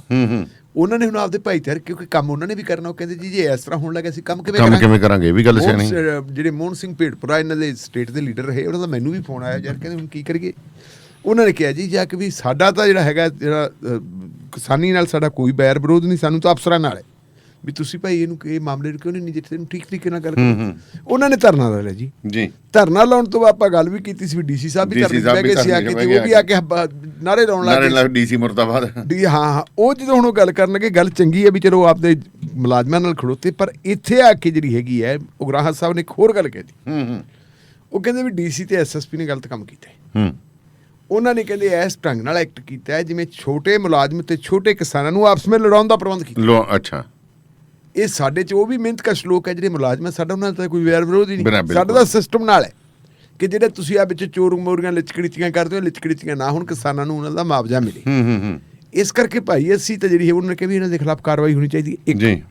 ਦੂਜੀ ਗੱਲ ਉਹਨਾਂ ਨੇ ਕਹਿ ਦਿੱਤੀ ਕਿ ਭਾਈ ਅਸੀਂ 1 ਅਪ੍ਰੈਲ ਨੂੰ ਮੁਕਤਸਰ ਦੇ ਵਿੱਚ ਡਿਪਟੀ ਕਮਿਸ਼ਨਰ ਦੇ ਦਫ਼ਤਰ ਦੇ ਸਾਹਮਣੇ ਕਰਾਂਗੇ ਪ੍ਰੋਟੈਸਟ, ਮੁਜ਼ਾਹਰਾ ਕਰਾਂਗੇ, ਵੱਡਾ ਮੁਜ਼ਾਹਰਾ ਕਰਾਂਗੇ। ਉਹ ਹੈ ਖੈਰ ਉਹ ਮੁਜ਼ਾਹਰਾ ਹੁੰਦਾ ਨਹੀਂ ਹੁੰਦਾ, ਇਹ ਤਾਂ ਮੈਨੂੰ ਨਹੀਂ ਪਤਾ ਇਸ ਗੱਲ ਦਾ, ਕਿਉਂਕਿ ਮੈਨੂੰ ਇੰਨੀ ਕੁ ਉਮੀਦ ਹੈ ਵੀ ਗੁਰਮੀਤ ਹੋਣਾ ਨੇ ਪ੍ਰਸ਼ਾਸਨਿਕ ਅਧਿਕਾਰੀਆਂ ਨਾਲ ਵੀ ਗੱਲ ਕੀਤੀ ਹੋਣੀ ਹੈ, ਮੁੱਖ ਮੰਤਰੀ ਨਾਲ ਵੀ ਗੱਲ ਕੀਤੀ ਹੋਣੀ ਹੈ, ਸ਼ਾਇਦ ਕੋਈ ਨਾ ਕੋਈ ਉਹਦਾ ਹੱਲ ਨਿਕਲਿਆ ਵੀ। ਕਿਸਾਨਾਂ ਦੀ ਕੋਈ ਕਿਸੇ ਨਾਲ ਦੁਸ਼ਮਣੀ ਨਹੀਂ, ਪਹਿਲਾਂ ਸਾਲ ਭਰ ਉੱਥੇ ਦਿੱਲੀ ਬੈਠੇ ਰਹੇ ਹੈ, ਦਿੱਲੀ ਵੀ ਉਹ ਲੜਾਈ ਲੜਦੇ ਰਹੇ, ਆਪਣੇ ਹੱਕਾਂ ਦੀ ਖਾਤਰ ਉੱਥੇ ਜਿੱਤ ਪ੍ਰਾਪਤ ਹੋਈ ਹੈ। ਇੱਥੇ ਜੇ ਕੋਈ 19-21 ਹੁੰਦੀ ਵੀ ਹੈ ਤੇ ਉਹਨੂੰ ਨਜ਼ਰਅੰਦਾਜ਼ ਕਰ ਦੇਣਾ ਚਾਹੀਦਾ। ਅਫਸਰਾਂ ਨੂੰ ਵੀ ਜਿਹੜੀ ਹੈਗੀ ਆ ਉਹ ਲਾਟ ਸਾਹਿਬ ਨਹੀਂ ਬਣਨਾ ਚਾਹੀਦਾ। ਉਹ ਜਿਹੜੀ ਹੈਗਾ ਪਬਲਿਕ ਸਰਵੈਂਟ, ਲੋਕ ਸੇਵਕ ਹੈ, ਲੋਕ ਸੇਵਕਾਂ ਵਾਲਾ ਰੋਲ ਅਦਾ ਕਰਨਾ ਚਾਹੀਦਾ। ਕਈ ਵਾਰੀ ਨਾ ਜਿਹੜੇ ਟੈਕਨੀਕਲ ਗੱਲਾਂ ਵਿੱਚ ਪਾ ਕੇ ਜੀ ਆਹ ਜਿਹੜੇ ਉਹ ਨਾ ਪਾਈਆਂ ਜਾਣ, ਕਿਉਂਕਿ ਇਹਦੇ ਨਾਲ ਜਿਹੜੀ ਸਰਕਾਰ ਨਵੀਆਂ ਪ੍ਰੋਬਲਮਸ ਉਹਦੇ ਵਾਸਤੇ ਵੀ ਖੜੀਆਂ ਹੁੰਦੀਆਂ। ਤੇ ਜਿਹੜੇ ਅੰਬੇ ਹੋਏ ਕਿਸਾਨ ਹੈ ਜਾਂ ਅੰਬੇ ਹੋਏ ਮਿਹਨਤਕਸ਼ ਲੋਕ ਆ, ਉਹਦੇ 'ਚ ਵੀ ਇਹਦੇ 'ਚ ਦਾਨੇ ਵਾਲੇ ਸਭ ਜਿਹੜੇ ਜ਼ਖਮੀ ਹੋਏ ਹੈ, ਉਹਨਾਂ ਜ਼ਖਮੀਆਂ ਦੇ ਵਿੱਚ ਕੁਝ ਬੰਦੇ ਜਿਹੜੇ ਹੈਗੇ ਆ ਉਹ ਖੇਤ ਮਜ਼ਦੂਰ ਵੀ। ਇਹ ਲੰਬੀ ਹਲਕੇ ਬਾਰੇ ਮੈਨੂੰ ਮੇਰਾ ਬੜਾ ਤਜਰਬਾ ਹੈ। ਖੇਤ ਮਜ਼ਦੂਰ ਯੂਨੀਅਨ ਜਿਹੜੀ ਆਲ ਇੰਡੀਆ ਦੀ ਇੱਕ ਵਾਰੀ ਸਾਰੇ ਹਿੰਦੁਸਤਾਨ ਦੇ ਵਿੱਚੋਂ ਸਭ ਤੋਂ ਵੱਧ ਮੈਂਬਰਸ਼ਿਪ ਇੱਥੋਂ ਦੀ ਸੀ। ਅੱਛਾ ਜੀ। ਔਰ ਉੱਥੋਂ ਦਾ ਜਿਹੜਾ ਹੈਗਾ ਖੇਤ ਮਜ਼ਦੂਰ ਵੀ ਤੇ ਕਿਸਾਨ ਵੀ ਸੰਗਠਿਤ ਹੋ ਰਿਹਾ ਹੈ। ਔਰ ਆਹ ਜਿਹੜਾ ਕਿਸਾਨ ਅੰਦੋਲਨ ਨੇ ਇਸ ਅੰਦੋਲਨ ਨੇ ਉਹਨਾਂ ਦੇ ਵਿੱਚ ਇੰਨੀ ਕੁ ਜਾਗਰਤੀ ਪੈਦਾ ਕਰ ਦਿੱਤੀ, ਉਹਦਾ ਅੰਦਾਜ਼ਾ ਆਪਾਂ ਇਸੇ ਗੱਲ ਤੋਂ ਲਾ ਸਕਦੇ ਹਾਂ ਕਿ 5 ਵਾਰ ਦਾ ਮੁੱਖ ਮੰਤਰੀ, 10-11 ਵਾਰ ਦਾ ਐਮਐਲਏ ਕਦੇ ਹਾਰਦਾ ਨਹੀਂ। ਬਿਲਕੁਲ ਉਹ ਜੇ ਹੋਇਆ ਤਾਂ ਉਹ ਜਾਗਰਤੀ ਕਰਕੇ ਹੈ। ਪ੍ਰਸ਼ਾਸਨਿਕ ਅਧਿਕਾਰੀਆਂ ਨੂੰ ਸਮਝ ਲੈਣਾ ਚਾਹੀਦਾ ਕਿ ਭਾਈ ਹੁਣ ਜ਼ਮਾਨਾ ਬਦਲ ਗਿਆ, ਉਹ ਪਹਿਲਾਂ ਵਾਲੀ ਗੱਲ ਨਹੀਂ ਰਹੀ। ਹੁਣ ਢਿੱਲੋਂ ਸਾਹਿਬ ਪਿੱਛੇ ਜੇ ਗੱਲ ਆਈ ਸੀਗੀ, ਤੁਸੀਂ ਪਟਵਾਰੀਆਂ ਦੀ ਗੱਲ ਕੀਤੀ, ਅਮਨ ਅਰੋੜਾ ਨੇ ਕਿਤੇ ਗੱਲ ਕੀਤੀ ਰੈਵਨਿਊ ਪਟਵਾਰੀਆਂ ਨਾਲ ਵੀ ਤੁਸੀਂ ਕੰਮ ਤੇਜ਼ੀ ਲਿਆਓ, ਫਲਾਨਾ ਕਰੋ ਜੀ। ਉਹ ਫਿਰ ਇੱਕ ਸਿਆਣਾ ਪਟਵਾਰੀ ਖੜ ਕੇ ਉਹਨੂੰ ਕਹਿੰਦਾ, ਬਾਬੂ ਜੀ ਕਹਿੰਦਾ ਐਂ ਕੰਮ ਤੇਜ਼ ਨਹੀਂ ਹੋਣਾ, ਬੰਦਾ ਭਰਤੀ ਕਰੋ। ਕਹਿੰਦਾ ਜਿਹੜਾ ਅੱਜ ਪਟਵਾਰੀ ਭਰਤੀ ਕਰਦੇ ਹੋ 2.5 ਸਾਲਾਂ ਬਾਅਦ ਪਟਵਾਰੀ ਦਾ ਕੰਮ ਕਰਨ ਜੋਗਾ ਹੁੰਦਾ ਹੈ। ਬਿਲਕੁਲ। ਇਹ ਨਹੀਂ ਵੀ ਉਹ ਲਾਤਾ ਤੇ ਕਹਿੰਦਾ ਐਂ ਕਿਵੇਂ। ਕਹਿੰਦਾ ਜੀ ਇਹ ਰਿਕਾਰਡ ਹੈ, ਇੱਕ ਚੀਜ਼ ਹੈ, ਇੱਥੇ ਇੱਕ ਅੱਖਰ ਗਲਤ ਲਿਖਿਆ, ਕਹਿੰਦਾ ਅੱਜ ਭਰਤੀ ਹੋਊ, 1 ਸਾਲ ਦੀ ਟ੍ਰੇਨਿੰਗ ਚੱਲੂ ਪਟਵਾਰ ਸਕੂਲ 'ਚ ਜਲੰਧਰ, ਉਹ ਜਿਹਨੂੰ ਜਿਹੜੀ ਕਹਾਂਗੇ ਉਹਦੀ ਪੜ੍ਹਾਈ ਲਿਖਾਈ।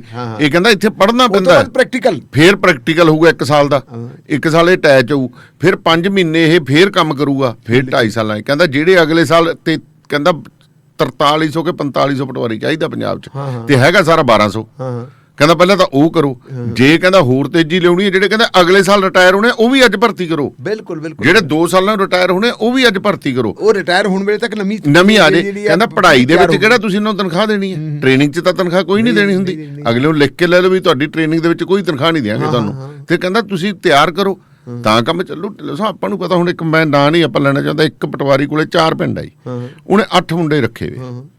ਹੁਣ 8 ਮੁੰਡਿਆਂ ਦੀ ਉਹ ਜੇ ਲੋਕ ਕੰਮ ਨਹੀਂ ਕਰਦਾ, ਮੁੰਡੇ ਨਹੀਂ ਰੱਖਦਾ ਤਾਂ ਕੰਮ ਨਹੀਂ ਹੁੰਦਾ। ਬਿਲਕੁਲ ਜੇ ਕੰਮ ਕਰਦਾ ਤਾਂ ਅਗਲੇ ਤੋਂ ਫੀਸ ਲਊ, ਜੀ। ਕਿ ਉਹਨੇ 8 ਮੁੰਡਿਆਂ ਨੂੰ ਤਨਖਾਹ ਦੇਣੀ ਹੈ। ਜੇ 10-10 ਹਜ਼ਾਰ ਤੇ ਮੁੰਡੇ ਰੱਖੇ ਤਾਂ 80 ਹਜ਼ਾਰ ਤਾਂ ਤਨਖਾਹ, ਪਟਵਾਰੀ ਤਾਂ 80 ਹਜ਼ਾਰ ਜੇਬ ਤੋਂ ਤਾਂ ਨਹੀਂ ਦੇ ਸਕਦਾ। ਕੋਈ ਨਹੀਂ ਦੇ ਸਕਦਾ, ਕੋਈ ਵੀ ਨਹੀਂ ਦੇ ਸਕਦਾ, ਕੋਈ ਵੀ ਨਹੀਂ ਦੇ ਸਕਦਾ। ਜਿਹਨੇ ਤਨਖਾਹ ਦੇਣੀ, ਤਨਖਾਹ 'ਚ ਕੋਈ ਪੈਸਾ ਨਹੀਂ ਦੇਊਗਾ। ਹਾਂ, ਉਹਨੂੰ ਤਾਂ ਲੈਣੇ ਪੈਣਗੇ। ਲੈ ਕੇ ਦੇਊਗਾ। ਜੇ ਉਹ ਕੀ ਕਹਿੰਦੇ ਕਿਸੇ ਤੋਂ ਫਰਦ ਦੇ ਪੈਸੇ ਲਊ, ਹੋਰ ਲਊ, ਜਾਂ ਤਾਂ ਫਿਰ ਦੇਖੋ ਉਹ ਸਰਵਿਸਿਜ਼ ਦੇ ਰਿਹਾ। ਦੇਖੋ ਦੋਨੇ ਹੀ ਗੱਲਾਂ ਨੇ। ਹਾਂ। ਹੁਣ ਉਹ ਰਿਸ਼ਵਤ ਨਹੀਂ ਹੈ, ਆਪਾਂ ਰਿਸ਼ਵਤ ਨਹੀਂ ਗਿਣ ਸਕਦੇ ਉਹਨੂੰ, ਬਿਲਕੁਲ। ਕਿਉਂਕਿ ਉਹਨੇ ਤੁਹਾਨੂੰ ਸਰਵਿਸਿਜ਼ ਪ੍ਰੋਵਾਈਡ ਕੀਤੀਆਂ, ਬੰਦੇ ਰੱਖੇ ਆ। ਸਰਕਾਰ ਨੇ ਪ੍ਰਬੰਧ ਨਹੀਂ ਕੀਤਾ। ਸਰਕਾਰ ਨੇ ਪ੍ਰਬੰਧ ਨਹੀਂ ਕੀਤਾ, ਆਪਦੇ ਕੋਲੋਂ ਕਰਨਾ ਪੈ ਰਿਹਾ। ਉਹ ਤਾਂ ਉਹਦੇ ਤੇ ਜਿਹੜੀ ਮਾਨਸਿਕ ਬੋਝ ਜ਼ਿਆਦਾ ਹੈ, ਮਾਨਸਿਕ ਬੋਝ, ਟੈਨਸ਼ਨ ਵੀ ਜ਼ਿਆਦਾ ਹੈ, ਉਹਨੂੰ ਸ਼ੂਗਰ ਵੀ ਹੋਣੀ, ਉਹਨੇ ਬੀਪੀ ਵੀ ਹੋਣਾ, ਸਾਰਾ ਕੁਝ ਹੀ ਹੋਣਾ। ਮੈਂ ਤਾਂ ਆਪਾਂ ਤਾਂ ਕਹਿੰਦੇ ਨਾ ਪੁਲਿਸ ਵਾਲਿਆਂ ਨੂੰ ਬਿਮਾਰੀ ਹੋ ਗਈ ਵੱਧ ਡਿਊਟੀਆਂ ਕਰਦਿਆਂ ਨੂੰ, ਪਟਵਾਰੀਆਂ ਦਾ ਵੀ ਕਈਆਂ ਦਾ ਬੁਰਾ ਹਾਲ ਹੀ ਹੈ। ਦੇਖੋ ਜਿਹੜੀ ਪਿੱਛੇ ਭਰਤੀ ਹੋਈ ਸੀ, ਉਸ ਭਰਤੀ ਦੇ ਵਿੱਚ ਕੁਝ ਕੁੜੀਆਂ ਭਰਤੀ ਕਰ ਲਈਆਂ। ਹਾਂ, ਉਹਨਾਂ ਨੂੰ ਦੱਸੋ ਵਿਚਾਰੀਆਂ ਨੂੰ ਕਿੱਥੋਂ। ਕੁੜੀਆਂ ਚਲੋ ਵਿਚਾਰੀਆਂ ਗਈਆਂ ਹੋਈਆਂ। ਮੈਨੂੰ ਤਜਰਬਾ ਹੈ ਕਿ ਜਦੋਂ ਖੇਤਾਂ ਦੇ ਵਿੱਚ ਪਰਾਲੀ ਨੂੰ ਅੱਗ ਲੱਗਦੀ ਸੀ, ਹਾਂ, ਆਪਣਾ ਤੁਹਾਨੂੰ ਪਤਾ ਯੂਰੀ ਦਾ ਤਜਰਬਾ ਹਾਂ, ਹੈ, ਜਦੋਂ ਖੇਤਾਂ ਦੇ ਵਿੱਚ ਪਰਾਲੀ ਨੂੰ ਅੱਗ ਲੱਗਦੀ ਸੀਗੀ ਤੇ ਮੌਕਾ ਦੇਖਣ ਵਾਸਤੇ ਪਟਵਾਰੀ ਦੀ ਡਿਊਟੀ ਲਾਈ ਹੁੰਦੀ ਸੀ। ਹਾਂ। ਨਈਆਂ ਵਾਲੇ ਦੇ ਖੇਤਰ ਦੇ ਵਿੱਚ ਜਦੋਂ ਪਟਵਾਰ ਦੀ ਡਿਊਟੀ ਕੁੜੀ ਦੀ ਸੀ, ਉਹ ਕੁੜੀ ਨੂੰ ਅਫਸਰਾਂ ਨੇ ਕਹਿੰਦਾ ਵੀ ਤੂੰ ਜਾ, ਕਿਉਂਕਿ ਉੱਪਰੋਂ ਜਿਹੜੇ ਸੈਟੇਲਾਈਟ ਨਾਲ ਦੇਖਦੇ ਆ, ਜਦੋਂ ਦੇਖਦੇ ਫਲਾਣੇ ਥਾਂ ਦੇ ਤੇ ਆਹ ਪੁਆਇੰਟ ਹੈ ਜੀ, ਇੱਥੇ ਅੱਗ ਲੱਗੀ ਵੀ ਹੈ। ਉਹ ਨਾਲ ਦੀ ਨਾਲ ਐਗਰੀਕਲਚਰ ਵਾਲਿਆਂ ਨੂੰ ਕਹਿੰਦੇ, ਐਗਰੀਕਲਚਰ ਵਾਲੇ ਕਹਿੰਦੇ ਆ ਲਓ ਜੀ, ਉਹਨਾਂ ਨੇ ਕਹਿਤਾ ਆਓ ਚੱਲੀਏ, ਡੀਸੀ ਨੂੰ ਕਹਿਤਾ, ਡੀਸੀ ਨੇ ਤਹਿਸੀਲਦਾਰ ਨੂੰ ਕਿਹਾ, ਤਹਿਸੀਲਦਾਰ ਕਹਿੰਦਾ ਜਾਓ ਭਾਈ। ਹੁਣ ਜਿਹੜੀ ਕੁੜੀ ਫੀਲਡ ਦੇ ਵਿੱਚ ਲੱਗੀ ਵੀ ਆ, ਉਹਨੂੰ ਵੀ ਜਾਣਾ ਪਿਆ। ਇੱਕ ਪਿੰਡ ਦੇ ਵਿੱਚ ਹੀ ਘਰਾਓ ਹੋ ਗਿਆ। ਅੱਛਾ, ਕਿਸਾਨਾਂ ਨੇ ਜਿਹਨਾਂ ਦਾ ਫੈਸਲਾ ਜੀ, ਅਸੀਂ ਤਾਂ ਘਰਾਓ ਕਰਾਂਗੇ, ਅਸੀਂ ਸਾਨੂੰ ਜਿਹੜਾ ਪਰਾਲੀ ਨੂੰ ਅੱਗ ਲਾਈਏ, ਅਸੀਂ ਕੋਈ ਚਾਹ ਨੂੰ ਥੋੜਾ ਲਾਈਏ, ਪ੍ਰਬੰਧਨ ਕਿਉਂ ਨਹੀਂ ਕਰਦੀ ਸਰਕਾਰ। ਉੱਥੇ ਜਦੋਂ ਦਵਾ ਇਲੈਕਸ਼ਨ ਆਪਣੀ ਥੋੜੀ ਇਨਫੋਰਮੇਸ਼ਨ ਆਈ, ਖੇਤੀਬਾੜੀ ਮਹਿਕਮੇ ਦੇ ਵਿੱਚ ਆਈ, ਹੋਰਾਂ ਮਹਿਕਮੇ 'ਚ ਆ ਗਏ, ਤੇ ਅਫਸਰ ਗਏ ਜਾ ਕੇ ਮਿੰਨਤਾਂ ਤਰਲੇ ਕਰਕੇ ਉਸ ਕੁੜੀ ਨੂੰ ਔਰ ਕਈ ਕੁੜੀਆਂ ਉਸ ਵੇਲੇ ਨੌਕਰੀ ਛੱਡ ਗਈਆਂ ਸੀ। ਕਈ ਹੁਣ ਐਂ ਸਿਆਣੇ ਜਿਹੜੇ ਹੈਗੇ ਜੇਲ੍ਹ ਮਹਿਕਮੇ ਜਾ ਕੇ ਜੁਆਇਨ ਹੀ ਨਹੀਂ ਕੀਤਾ। ਹੁਣ ਪਿੱਛੇ ਜੇ ਡਿਪਟੀ ਸੁਪਰੀਡੈਂਟ DSP ਰੈਂਕ 5 ਜਣਿਆਂ ਨੇ ਜੁਆਇਨ ਨਹੀਂ ਕੀਤਾ। ਬਿਲਕੁਲ ਉਹ ਗਾਂ ਉਹਨਾਂ ਨੂੰ ਪਤਾ ਹੈ। ਹੁਣ ਆਪਾਂ ਆਵਾਂਗੇ, ਉਹ ਵੀ ਹੈਗੀ ਹਾਂ, ਉਹੀ ਕਰ ਲੈਂਦੇ ਆ। ਫਿਰ ਜੇ ਭਗਵੰਤ ਮਾਨ ਹੋਰੀ ਕਹਿੰਦੇ ਵੀ ਅਸੀਂ ਜੇਲ੍ਹ ਦਾ ਸੁਧਾਰ ਕਰਾਂਗੇ, ਪਟਵਾਰੀਆਂ ਵਾਲੀ ਗੱਲ ਕੀਤੀ ਹੈ, ਤੁਹਾਨੂੰ ਇਹਦੇ 'ਚ ਵੀ ਦੱਸੋ। ਇਹਦੇ ਹੁਣ ਤੁਸੀਂ ਜੇਲ੍ਹ ਵਾਲੀ ਗੱਲ ਭਗਵੰਤ ਮਾਨ ਹੋਰਾਂ ਨੇ ਕਹਿਤਾ ਜੀ, ਤੁਸੀਂ ਜਿਹੜੀ ਹੈ ਬਹੁਤ ਵਧੀਆ ਉਹਨਾਂ ਨੇ ਗੱਲ ਕਹੀ ਹੈ। ਇੱਕ ਤਾਂ ਕਹਿੰਦੇ ਜੇਲ੍ਹਾਂ 'ਚ VIP ਕਲਚਰ ਖਤਮ ਕਰ ਦਿਓ, ਬਹੁਤ ਸ਼ਾਨਦਾਰ। ਦੂਜੀ ਗੱਲ ਕਹਿੰਦੇ ਬੰਦਿਆਂ ਦੇ ਨਾਲ ਬੰਦਿਆਂ ਵਾਲਾ ਕੰਮ ਕਰੋ। ਅੱਛਾ, ਉਹਨਾਂ ਨੂੰ ਕਹਿੰਦੇ ਜਿਹੜੇ ਹੈਗੇ ਉਹਨਾਂ ਨੂੰ ਗੁਲਾਮਾਂ ਵਾਲਾ ਉਹਨਾਂ ਨਾਲ ਵਰਤਾਓ ਨਾ ਕਰੋ, ਇੱਕੋ ਜਿਹਾ ਸਾਰਿਆਂ ਨਾਲ ਕਰੋ। ਉਹਨਾਂ ਨੂੰ ਮਤਲਬ ਜਿਹੜੇ ਗੈਂਗਸਟਰ ਵਗੈਰਾ, ਉਹਨਾਂ ਦੀ ਕਹਿੰਦੇ ਕਾਉਂਸਲਿੰਗ ਕਰੋ। ਹੁਣ ਇੱਕ ਜੇਲ੍ਹ ਸੁਪਰਡੈਂਟ ਵਾਸਤੇ, ਡਿਪਟੀ ਸੁਪਰਡੈਂਟ ਵਾਸਤੇ ਉੱਥੇ ਅੰਦਰ ਕੰਮ ਕਰਨਾ ਕਿੱਡਾ ਖਤਰਨਾਕ ਹੈ। ਦੇਖ ਲਓ, ਜਿਨ੍ਹਾਂ ਲੋਕਾਂ ਨੇ ਜੇਲ੍ਹਾਂ ਦੇਖੀਆਂ, ਤੁਸੀਂ ਬਾਹਰੋਂ ਦੇਖੀਏ, ਮੈਂ ਤਾਂ ਅੰਦਰ ਰਹਿ ਕੇ ਆਇਆ, ਮੈਂ ਸਾਰਾ ਕੁਝ ਦੇਖਿਆ ਵਾ। ਦਾਨੇ ਵਾਲੀਆਂ ਸਭ ਘਰੇ 2 ਜਵਾਕ ਜਿਹੜੇ ਹੈ ਉਹ ਨਹੀਂ ਸਮਝਦੇ। 1500 ਤੋਂ ਲੈ ਕੇ 3000 ਤੱਕ ਉਹ ਵੀ ਵਿਗੜੇ ਸੈਂਟਰਲ ਜੇਲ੍ਹਾਂ ਦੇ ਵਿੱਚ ਜੀ। ਤੇ ਕਤਲ ਦਾ ਪਰਚਾ, ਕੋਈ ਪਰਚਾ, ਸਾਰੇ ਜਿਹੜੇ ਉਹ ਬੰਦੇ ਉੱਥੇ ਜਾ ਕੇ ਜਦੋਂ ਸਾਰੇ ਪਾਸੇ ਕੰਧਾਂ ਦਿਖਦੀਆਂ, ਕੁਛ ਨਹੀਂ ਕਰਕੇ ਉਹਨਾਂ ਨੂੰ ਬਰਿਆਤ ਰਹਿ ਕੇ ਵੀ ਰੱਖਣਾ ਹੈ। ਕਿਸੇ ਨੇ ਗੋਲੀ ਗੱਪਟਾ ਖਾ ਲਿਆ, ਉਹਨੂੰ ਵੀ ਝਟਕਣਾ ਵੀ ਹੈ। ਕਿਸੇ ਨੂੰ ਕੁਛ ਕਰਨਾ ਹੈ, ਚਾਹ ਵੀ ਸਦਕੇ ਪਿਉਣੀ ਹੈ। ਜਿਹੜੇ ਬਾਹਲੇ ਸ਼ਰਾਰਤੀ ਬੰਦੇ ਹੈ, ਉਹਨਾਂ ਨੂੰ ਨੰਬਰਦਾਰ, ਉਹਨਾਂ ਨੂੰ ਡਿਊਟੀਆਂ ਲਾਤੀਆਂ ਵੀ ਭਾਈ ਤੁਸੀਂ ਕਹਿੰਦੇ ਮਨੀਟਰ ਬਣਾ ਦਿਓ, ਸ਼ਰਾਰਤੀ ਨੂੰ ਬਣਾਓ। ਮਤਲਬ ਇਹੋ ਜਿਹਾ ਕੁਛ ਕਰਨਾ ਪੈਂਦਾ ਹੈ। ਇਹਦੇ 'ਚ ਹੁਣ ਜਿਹੜੀ ਤੁਸੀਂ ਗੱਲ ਦੱਸੀ ਹੈ ਕਿ ਜਿਹੜੇ ਬੰਦਿਆਂ ਨੇ ਕਹਿਤਾ ਵੀ ਅਸੀਂ ਜੁਆਇਨ ਨਹੀਂ ਕਰਨਾ, ਕਿਉਂ ਨਹੀਂ ਕਰਨਾ। ਮੈਂ ਬਠਿੰਡੇ ਦੀ ਮਿਸਾਲ ਦਿੰਦਾ। ਬਠਿੰਡੇ ਦੇ ਵਿੱਚ ਇੱਥੇ 2 ਜੇਲ੍ਹਾਂ ਦੀ, ਇੱਕ ਜੇਲ੍ਹ ਤਾਂ ਹੈਗੀ ਸੈਂਟਰਲ ਜੇਲ੍ਹ, ਹਾਂਜੀ, ਇੱਕ ਜਨਾਨਾ ਜੇਲ੍ਹ ਹੈਗੀ। ਜਨਾਨਾ ਜੇਲ੍ਹ ਜਿਹੜੀ ਹੈ, ਉਹ ਜਨਾਨਾ ਜੇਲ੍ਹ ਦੇ ਵਿੱਚ ਹਾਰਡ ਕੋਰ ਜਿਹੜੇ ਗੈਂਗਸਟਰ ਆ ਉਹ ਰੱਖੇ ਹੋਏ। ਹਾਂ, ਦੱਸੋ। ਉਹ ਜਿਹੜੇ ਗੈਂਗਸਟਰ ਰੱਖੇ ਹੋਏ ਆ, ਉਹਨਾਂ ਗੈਂਗਸਟਰਾਂ ਦਾ ਤੁਸੀਂ ਇਹ ਦੇਖੋ ਵੀ ਕੰਟਰੋਲ ਕਰਦੇ ਆ ਸਾਰੇ ਕਾਸੇ ਨੂੰ। ਪਿਛਲੇ ਦਿਨਾਂ ਦੇ ਵਿੱਚ ਆਪਾਂ ਦੇਖਿਆ, ਪਿਛਲੀ ਸਰਕਾਰ ਵੇਲੇ ਸਰਦਾਰ ਬਿਕਰਮ ਸਿੰਘ ਮਜੀਠੀਆ ਨੇ ਇਲਜ਼ਾਮ ਲਾਏ ਸੀ ਸੁਖਜਿੰਦਰ ਸਿੰਘ ਰੰਧਾਵਾ ਤੇ ਕਿ ਜੱਗੂ ਭਗਵਾਨਪੁਰੀਏ ਨੂੰ ਇਹ ਬੰਦਾ ਸ਼ੈਲਟਰ ਦਿੰਦਾ ਹੈ। ਇਸ ਬੰਦੇ ਨੇ ਉਹਨੂੰ ਸਾਰਾ ਉਹਦਾ ਕਾਰੋਬਾਰ, ਜਿਹੜਾ ਜੇਲ੍ਹ ਦੇ ਵਿੱਚੋਂ ਬੈਠੇ ਦਾ ਕਾਰੋਬਾਰ ਚੱਲਦਾ ਹੈ। ਔਰ ਸੁਖਜਿੰਦਰ ਸਿੰਘ ਰੰਧਾਵਾ ਨੇ ਕਹਿਤਾ ਸੀ ਪੈਦਾਵਾਰ ਤਾਂ ਤੁਹਾਡੀ ਹੈ, ਮੈਂ ਤਾਂ ਕੁਛ ਨਹੀਂ ਕਰਦਾ। ਇਹ ਸਾਰਾ ਕੁਛ ਕਰਾ ਕੇ ਜਦੋਂ ਇਹ ਜਿਹੀਆਂ ਗੱਲਾਂ ਸੀ, ਅੱਜ ਬਿਕਰਮ ਸਿੰਘ ਮਜੀਠੀਆ ਪਟਿਆਲਾ ਜੇਲ੍ਹ ਦੇ ਵਿੱਚ, ਔਰ ਸਿਕਿਉਰਿਟੀ ਵਾਲਾ ਉਹ ਸਾਰਾ ਕੁਛ ਕੀਤਾ, ਕਰਾਇਆ, ਉਹਨੂੰ ਆਈਸੋਲੇਟ ਕੀਤਾ ਸਾਰਿਆਂ ਨਾਲ, ਵੀ ਉਧਰ ਕੋਈ ਆ ਨਾ ਸਕੇ, ਜਾ ਨਾ ਸਕੇ। ਉਹ ਇਸੇ ਕਰਕੇ ਕਿ ਜਿਹੜੇ ਗੈਂਗਸਟਰ ਹੈ ਮੇਰੇ ਹੁਣ ਜਿਹੜੇ ਪਹਿਲਾਂ ਸੈਂਟਰਲ ਜੇਲ੍ਹ ਜਿਹੜੀ ਹੈਗੀ ਹੈ ਆਪਣੀ ਬਿਲਕੁਲ ਪੁਲਿਸ ਲਾਈਨ ਦੇ ਨਾਲ, ਹੁਣ ਇਹ ਵੀ ਜਦ ਹੋਰ ਕਰਤਾ ਕੰਮ, ਉੱਥੇ ਕੁਆਟਰ ਸੀਗੇ। ਹੁਣ ਜਿਹੜੀ ਹੈ ਉਹ ਕਈ ਗੋਬਿੰਦਪੁਰੇ ਇੱਥੋਂ ਘੱਟੋ ਘੱਟ 10 ਕਿਲੋਮੀਟਰ ਫੋਨ ਚੱਲਦੇ ਨਹੀਂ ਉੱਥੇ, ਫੋਨ ਉੱਥੇ ਚੱਲਦੇ ਨਹੀਂ। ਜਿਹੜੇ ਮੁਲਾਜ਼ਮ ਉੱਥੋਂ ਸਕੂਟਰਾਂ ਮੋਟਰਸਾਈਕਲਾਂ ਤੇ ਘਰਾਂ ਨੂੰ ਆਉਂਦੇ ਤੇ ਜਿਹੜੇ ਉੱਥੇ ਪਤੰਦਰ ਐਡੇ ਐਡੇ ਖਤਰਨਾਕ ਬੈਠੇ ਵੀ ਰਾਜ ਜਿੱਥੇ ਮਰਜ਼ੀ ਢਾ ਲੈਣ, ਮਰਜ਼ੀ। ਉਹਨਾਂ ਦੇ ਬਾਲ ਬੱਚਿਆਂ ਦੀ ਸਥਿਤੀ ਕੀ ਹੈ, ਉਹ ਮਾਨਸਿਕ ਤੌਰ ਤੇ ਬਿਮਾਰ ਹੋ ਸਾਹਿਬ। ਜਿਹੜੀ ਸੈਂਟਰਲ ਜੇਲ੍ਹ ਹੈ, ਸੈਂਟਰਲ ਜੇਲ੍ਹ ਤੋਂ ਵੀ ਜੇ ਤੁਰ ਕੇ ਜਿੱਥੇ ਜਨਾਨਾ ਜੇਲ੍ਹ ਹੈ ਕੁਆਟਰ ਤਾਂ ਉੱਥੇ ਹੈ। ਹਾਂਜੀ, ਤੇ ਉਹ ਵੀ 2.5 ਕਿਲੋਮੀਟਰ ਪੈ ਜਾਂਦਾ। ਹੁਣ ਜਿਹਨੇ ਰਾਤ ਨੂੰ, ਉਹ ਤਾਂ ਇੱਕ ਪ੍ਰਮਾਈਸਿਸ ਦੇ ਵਿੱਚ ਸੀਗੇ, ਅੰਦਰ ਬਾਲ ਬੱਚੇ ਖੇਡਦੇ ਫਿਰਦੇ ਸੀ, ਚਾਰ ਦੀਵਾਰੀ ਸੀ। ਇਹਦੀ ਤਾਂ 4 ਦੀਵਾਰੀ ਸੈਂਟਰਲ ਜੇਲ੍ਹ ਦੀ ਜੇ ਉਵੇਂ ਗਿਣੀ ਹੈ ਤਾਂ ਉਸ ਹਿਸਾਬ ਨਾਲ ਹੈ ਹੀ ਨਹੀਂ। ਨਹੀਂ ਦਾਨੇਵਾਲ ਸਾਹਿਬ ਕੁਝ ਮੁਲਾਜ਼ਮ ਜਿਹੜੇ ਹੈਗੇ ਸ਼ਹਿਰ 'ਚ ਰਹਿੰਦੇ ਹਾਂ, ਆ, ਜਿਹੜੇ ਦੱਸੋ। ਸ਼ਹਿਰ 'ਚ ਆਉਂਦੇ ਜਾਂਦੇ ਆ, ਉਹਨਾਂ ਦੀ ਸਥਿਤੀ ਕੀ ਆਪਣੇ ਕਲੱਬ ਦੇ ਸਾਹਮਣੇ ਤੁਸੀਂ ਦੇਖਿਆ ਹੀ ਵੇਖਿਆ ਹੀ ਆ, ਹਾਂਜੀ। ਹਾਂ ਉੱਥੇ ਜਿਹੜੇ ਆਉਂਦੇ ਆ ਬੰਦੇ ਮਤਲਬ ਡਰੇ ਹੋਏ ਆ ਵੀ ਕੀ ਕਰਦੇ। ਇਹੀ ਪੋਜੀਸ਼ਨ ਜਿਹੜੀ ਹੈਗੇ ਜਿਹੜੇ ਡਿਪਟੀ ਸੁਪਰਡੈਂਟਾਂ ਦੀ ਤੁਸੀਂ ਗੱਲ ਕਰਦੇ ਹੋ ਕਿ 5 ਜਣਿਆਂ ਨੇ ਜੁਆਇਨ ਨਹੀਂ ਕੀਤਾ, ਕਿਉਂ ਨਹੀਂ ਕੀਤਾ? ਅਗਲੇ ਕਹਿੰਦੇ ਯਾਰ ਖਾਂਦੇ ਪੀਂਦੇ ਹੈਗੇ ਆ, ਵਧੀਆ ਹੈਗੇ, ਚਲੋ ਪੜ੍ਹੇ ਲਿਖੇ ਆ, ਜਿੱਥੇ ਜਾ ਕੇ ਬਾਹ ਪੈਣੇ ਕਿਤੇ ਜਾ ਜਾਂਦੀ ਨਾ ਹੋ ਜਾ ਜਾਂਦੀ ਨਾ ਹੋ ਜੇ ਕੋਈ ਜੇ ਐਸੀ ਬੈਸੀ ਗੱਲ ਹੋਗੀ ਤੇ ਸਾਡੀਆਂ ਨਹੀਂ। ਨਾਲੇ ਇੱਕ ਤਾਂ ਗੱਲ ਇਹ ਵੀ ਇੱਕ ਤਾਂ ਉਹਨਾਂ ਤੋਂ ਜਾ ਜਾਂਦੀ, ਜੇ ਸਖਤੀ ਕਰਤੀ ਤਾਂ ਅਦਾਲਤ ਦੀ ਹਾਂ ਉਹ ਤਾਂ ਨਾਲ ਦੀ ਨਾਲ ਹੀ ਫਿਰ ਉਹ ਆ ਜਾਂਦਾ ਕਹਿੰਦੀ ਵੀ ਹਾਂ ਭਾਈ ਤੁਸੀਂ ਉਹ ਮਾਰ ਤਾਂ ਤੁਸੀਂ ਵੀ ਸਿਆਣੇ ਮਾਰ ਤਾਂ ਸੂਬੀਆਂ ਨਾਲ ਲੈਂਦੇ ਆ, ਆਪਣਾ ਨਿਸ਼ਾਨ ਬਣਾ ਲੈਂਦੇ। ਨਿਸ਼ਾਨ ਤਾਂ ਬੜੇ ਬਣ ਜਾਂਦੇ ਜੀ, ਤਾਂ ਬਹੁਤ ਕੁਝ ਬਣ ਤੇ ਉਹਦੀ ਬਣ ਜਾਂਦਾ ਜੀ, ਦੇਖੋ ਜੀ ਤਸ਼ੱਦਦ ਕਰਤਾ ਜੀ, ਇਹਦੇ ਪਿੱਠ ਪਿੱਛੇ ਲਿਖਤਾ ਜੀ, ਫਲਾਨਾ ਕਰਤਾ। ਉਹ ਤਾਂ ਦਾਨੇਵਾਲ ਸਾਹਿਬ ਹੁਣ ਤਾਂ ਕੈਮੀਕਲ ਇਹੋ ਜਿਹੇ ਆ ਗਏ, ਤੁਸੀਂ ਉਹਦੇ ਨਾਲ ਲਕੀਰ ਹੀ ਮਾਰਦੇ ਹੋ, ਉਹ ਉੱਠ ਖੜਦਾ ਥਾਂ ਉਹ ਤਾਂ ਐਂ ਲੱਗਦਾ ਜਿਵੇਂ ਬੰਦੇ ਨੂੰ ਵੱਢਿਆ ਪਿਆ ਹੁੰਦਾ ਹੈ। ਠੀਕ ਹੈ, ਉਹ ਅਦਾਲਤਾਂ ਵਾਲਾ ਸਿਲਸਿਲਾ ਉਹ ਆ ਗਿਆ, ਬੜਾ ਕੁਛ ਜਿਹੜਾ ਹੈਗਾ ਚੱਲਦਾ ਹੈ। ਇੱਕ ਤਾਂ ਇਹ ਗੱਲ ਦੇਖਣ ਵਾਲੀ ਹੈ ਕਿ ਜਿਹੜਾ ਤੁਸੀਂ ਵਾਤਾਵਰਨ ਹੋ ਜਾ ਪੈਦਾ ਕਰੋ, ਉਹਨਾਂ ਲੋਕਾਂ ਦੀ ਕਾਉਂਸਲਿੰਗ ਵਾਸਤੇ ਕਾਉਂਸਲਿੰਗ ਲਈ ਤੁਹਾਨੂੰ ਅਲੱਗ ਬੰਦੇ ਰੱਖਣੇ ਪੈਣਗੇ। ਅੱਛਾ, ਜਦੋਂ ਸਿਸਟਮ ਤੁਹਾਡਾ ਇਸ ਕਿਸਮ ਦਾ ਹੈਗਾ ਕਿ ਤੁਸੀਂ ਮੋਬਾਈਲ ਵਗੈਰਾ ਬੰਦ ਨਹੀਂ ਕਰ ਸਕਦੇ, ਔਰ ਇਹ ਪਿੱਛੇ ਜੇ ਤਾਂ ਮਤਲਬ ਇਹ ਗੱਲ ਵੀ ਆ ਗਈ ਸੀ ਕਿ ਟੈਲੀਫੋਨ ਅੰਦਰ ਲਾਏ ਜਾਣ, ਘਰਦਿਆਂ ਦੇ ਨਾਲ ਜੇ ਉਹਨਾਂ ਦਾ ਤਾਲਮੇਲ ਰਹਿੰਦਾ ਚੰਗੀ ਗੱਲ ਹੈ ਜੀ। ਉਹ ਜਿਹੜੇ ਹੈਗੇ ਪੀਸੀਓ ਵਧਾ ਦਿਓ।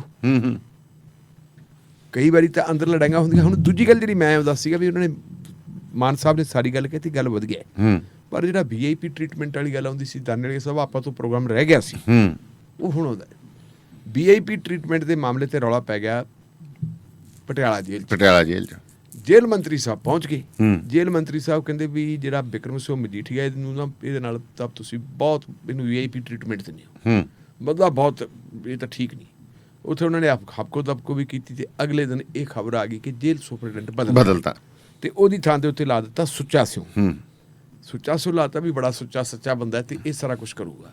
ਲਓ ਜੀ, ਨਾਲ ਦੀ ਨਾਲ ਹੀ ਤਸਵੀਰਾਂ ਵਾਇਰਲ ਹੋ ਗਈਆਂ, ਆ ਗਈ ਆਪਣੇ ਕੋਲੇ ਸਮਾਨ ਸਾਰਾ। ਹਾਂ, ਜਦੋਂ ਤਸਵੀਰਾਂ ਵਾਇਰਲ ਹੋ ਗਈਆਂ, ਉਹਨਾਂ ਵਾਇਰਲ ਤਸਵੀਰਾਂ ਦੇ ਵਿੱਚ ਕੀ ਹੋਇਆ ਕਿ ਬਿਕਰਮ ਸਿੰਘ ਮਜੀਠੀਆ ਦਾ ਜਨਮ ਦਿਨ ਹੈ ਤੇ ਜਨਮ ਦਿਨ ਦੀ ਵਧਾਈ ਦੇਣ ਵਾਸਤੇ ਉਹਦੀ ਭੈਣ ਤੇ ਜੀਜਾ ਜੀ ਉੱਥੇ ਜਾਂਦੇ ਆ।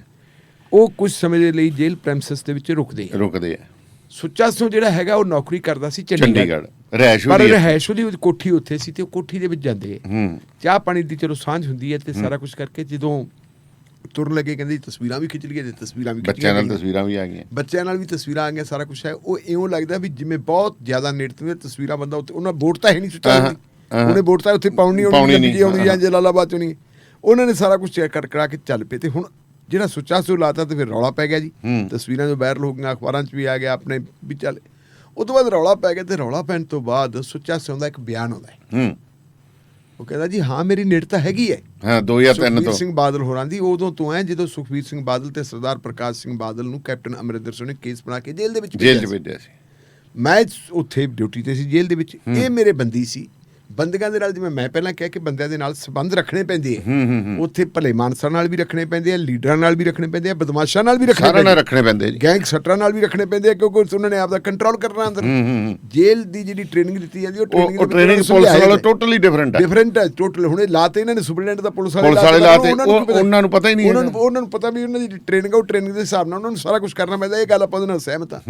ਉਹ ਕਹਿੰਦਾ ਜੀ ਉਦੋਂ ਤੋਂ ਲੈ ਕੇ ਜਿਹੜੇ ਹੈਗੇ ਮੇਰੇ ਇਹਨਾਂ ਨਾਲ ਵਧੀਆ ਰਿਸ਼ਤੇ ਆਉਂਦੇ ਜਾਂਦੇ ਆ। ਦਾਨੇਵਾਲ ਸਾਹਿਬ ਜਦੋਂ ਪੋਲੀਟੀਕਲ ਬੰਦੇ ਅੰਦਰ ਜਾਂਦੇ ਆ ਤੇ ਜੇਲ੍ਹ ਵਾਲਿਆਂ ਦੇ ਵਿੱਚੋਂ ਕੁਛ ਨਾ ਕੁਛ ਆਂਡੀ ਉਹਨਾਂ ਨੂੰ ਫੇਵਰ ਮਿਲਦੀ ਹੈ, ਇਸੇ ਕਰਕੇ ਉਹਨਾਂ ਦੀ ਨੇੜਤਾ ਬਣਦੀ ਹੈ ਤੇ ਬਾਅਦ ਵਿੱਚ ਉਹਨਾਂ ਦੇ ਕੰਮ ਧੰਦੇ ਕਰਦੇ ਆਉਂਦੇ। ਲਓ ਜੀ, ਉਹ ਕਹਿੰਦਾ ਮੇਰੇ ਨਾਲ ਹੈਗੇ ਆ। ਇਹ ਜਦੋਂ ਹੈਣ ਤੋਂ ਬਾਅਦ ਹੁਣ ਨੇੜੇ ਸੁੱਚਾ ਸਿਉ ਜ਼ਿਆਦਾ ਜਿਹਨੇ ਇਕਵਾਲ ਕਰ ਲਿਆ ਜਾਂ ਸਰਦਾਰ ਸ਼ਿਵਰਾਜ ਸਿਉ ਨੇੜੇ। ਅੱਛਾ, ਮੇਰੇ ਖਿਆਲ ਮੁਤਾਬਕ ਕਿਸੇ ਰੇਡੀਓ ਚੈਨਲ ਦੇ ਉੱਤੇ ਇਹ ਨਹੀਂ ਗੱਲ ਹੈ ਕਿ ਸ਼ਿਵਰਾਜ ਸਿਉ ਹੈ ਕੌਣ।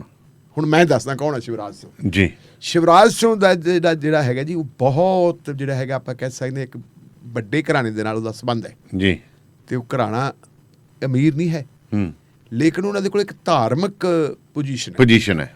ਉਹ ਜਥੇਦਾਰ ਬਲਵੰਤ ਸਿੰਘ ਨੰਦਗੜ੍ਹ ਜਿਹੜੇ ਅਕਾਲ ਤਖਤ ਸਾਹਿਬ ਦੇ ਜਥੇਦਾਰ ਸੀ, ਉਹਨਾਂ ਦਾ ਬੇਟਾ ਹੈ, ਦਮਦਮਾ ਸਾਹਿਬ ਦੇ।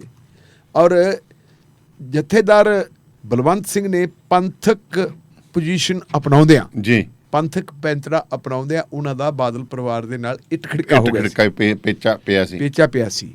ਔਰ ਬਾਦਲ ਪਰਿਵਾਰ ਨੇ ਉਹਨਾਂ ਨੂੰ ਜਿਸ ਢੰਗ ਦੇ ਨਾਲ ਰੁਖਸਤ ਕੀਤਾ ਹੈ ਜਥੇਦਾਰੀ ਤੋਂ ਆਪਾਂ ਨੂੰ ਸਾਰਿਆਂ ਪਤਾ, ਆਪਾਂ ਰੇਡੀਓ ਤੇ ਚਲਾਇਆ ਵੀ ਸੀ। ਜਦੋਂ ਇਹਨਾਂ ਦੀ ਸਰਕਾਰ ਬਣੀ ਹੈ, ਉਸ ਸਰਕਾਰ ਦੇ ਵਿੱਚ ਸ਼ਿਵਰਾਜ ਸਿਉ ਦੇ ਪੈਰ ਨਹੀਂ ਲੱਗਣ ਦਿੱਤੇ ਸੀ, ਨਹੀਂ ਲੱਗੇ ਨਾ। ਸ਼ਿਵਰਾਜ ਸਿਉ ਨੂੰ ਦਵੱਲੀ ਰੱਖਿਆ ਕਦੇ ਇਧਰ ਵੀ, ਕਿਉਂਕਿ ਪਿਓ ਦੀ ਜਿਹੜੀ ਪੋਜੀਸ਼ਨ ਸੀ, ਜਿਹੜਾ ਪਿਓ ਨੇ ਪੈਂਤਰਾ ਮੱਲਿਆ ਸੀ, ਪੰਥਕ ਪੈਂਤਰਾ ਮੱਲਿਆ ਸੀ, ਉਹਦਾ ਜਿਹੜਾ ਹੈਗਾ ਖਮਿਆਜਾ ਪੁੱਤ ਨੂੰ ਭੁਗਤਣਾ ਪਿਆ ਸੀ। ਸ਼ਿਵਰਾਜ ਸਿੰਘ ਦੇ ਬਾਰੇ 'ਚ ਮੈਂ ਜਾਣਦਾ, ਮੈਨੂੰ ਬਹੁਤ ਲੰਬਾ ਸਮਾਂ ਹੋ ਗਿਆ ਮਿਲੇ ਨੂੰ, ਇਹ ਬਰਨਾਲਾ ਜੇਲ੍ਹ 'ਚ ਹੁੰਦੇ ਸੀ, ਮੈਂ ਮਿਲਿਆ ਸੀ, ਉਦੋਂ ਬਾਅਦ ਮੈਂ ਮਿਲਿਆ ਨਹੀਂ ਸੀ। ਜਿੱਦਣ ਮੈਂ ਤਸਵੀਰ ਦੇਖੀ ਆਪਣੇ ਹਰਜੋਤ ਸਿੰਘ ਬੈਂਸ ਹੋਰਾਂ ਦੇ ਨਾਲ, ਤੇ ਉੱਤੇ ਦਾੜੀ ਬਿਲਕੁਲ ਚਿੱਟੀ ਹੋਈ ਪਈ ਹੈ। ਹਾਂ ਬਿਲਕੁਲ ਚਿੱਟੀ ਉਹ ਹੈ, ਬੰਦਾ ਅੰਮ੍ਰਿਤਧਾਰੀ ਹੈ। ਉਹ ਬੰਦਾ ਮਤਲਬ ਦਾੜੀ ਵੀ ਕਾਲੀ ਨਹੀਂ ਕਰਦਾ, ਅੰਮ੍ਰਿਤਧਾਰੀ ਹੈ। ਉਹ ਬੰਦੇ ਨੂੰ ਕਿਉਂਕਿ ਇਹ ਲੋੜ ਹੁੰਦੀ ਹੈ ਵੀ ਜੇ ਉਹਨੇ VIP ਉੱਥੇ ਬੰਦੇ ਆਏ ਵੇ ਤੇ ਉਹਨਾਂ ਬੰਦਿਆਂ ਨੂੰ ਕਿਵੇਂ ਰੱਖਣਾ, ਉਹਦੀ ਜ਼ਿੰਮੇਵਾਰੀ ਹੈ। ਇਹ ਉਹਦੀ ਜ਼ਿੰਮੇਵਾਰੀ ਹੈ। ਉਹ ਜਦੋਂ MP ਹਾਤਾ ਬਣਿਆ, ਹੋਰ ਬਣਿਆ, ਆਪਣੀ ਡਿਊਟੀ ਨਿਭਾਉਂਦਾ ਹੈ। ਲਓ ਜੀ, ਉਹਦੇ ਪਿਓ ਦਾ 36 ਦਾ ਅੰਕੜਾ ਹੈ। ਉਹਨੂੰ ਤਾਂ ਇਹ ਕਹਿੰਦਾ ਵੀ ਇਹ ਅਨਡਿਊ ਫੇਵਰ ਹੁੰਦਾ, ਤੇ ਜਿਹੜਾ ਬੰਦਾ ਕਹਿੰਦਾ ਜੀ ਹਾਂ ਮੇਰੀ ਉਹਨਾਂ ਨਾਲ ਨੇੜਤਾ ਹੈ, ਉਹ ਨਹੀਂ। ਹੁਣ ਸਵਾਲ ਆ ਬੜਾ ਸਮਝ ਨਹੀਂ ਆਈ। ਆਹ ਸਵਾਲ ਵੀ ਕਿਹੜੇ ਤਰੀਕੇ ਨਾਲ ਕੀਤਾ, ਵੀ ਕਿਹਦੀ ਕੀ ਨੇੜਤਾ ਹੈ, ਕਿਹਦੀ ਕੀ ਨੇੜਤਾ, ਇਹਦੇ ਤੇ ਭਗਵੰਤ ਸਿੰਘ ਮਾਨ ਦਾ ਅਜੇ ਤੱਕ ਪ੍ਰਤੀਕਰਮ ਨਹੀਂ ਆਇਆ। ਮੈਂ ਬਹੁਤ ਸਾਰੇ ਜਿਹੜੇ ਆਪਾਂ ਚਲੋ ਵੈਬ ਚੈਨਲ ਵੀ ਆਪਾਂ ਦੇਖਦੇ ਹਾਂ, ਬੜੇ ਸੀਨੀਅਰ ਪੱਤਰਕਾਰਾਂ ਨੂੰ ਜਦੋਂ ਸਵਾਲ ਹੁੰਦਾ ਸੀ ਤਾਂ ਉਹਨਾਂ ਨੇ ਕਿਹਾ ਸੀਗਾ ਕਿ ਕਈ ਵਾਰੀ ਗਲਤੀ ਹੋ ਜਾਂਦੀ ਹੈ, ਉਹ ਗਲਤੀ ਨੂੰ ਦਰੁਸਤ ਕਰ ਲਿਆ ਜਾਂਦਾ ਹੈ, ਪਰ ਉਹ ਅਜੇ ਤੱਕ ਗਲਤੀ ਦਰੁਸਤ ਨਹੀਂ ਕੀਤੀ। ਇਹਦਾ ਮਤਲਬ ਹੈ ਕਿ ਕੋਈ ਨਾ ਕੋਈ ਤਾਂ ਹੈ, ਕੁਛ ਤਾਂ ਹੈ ਨਾ।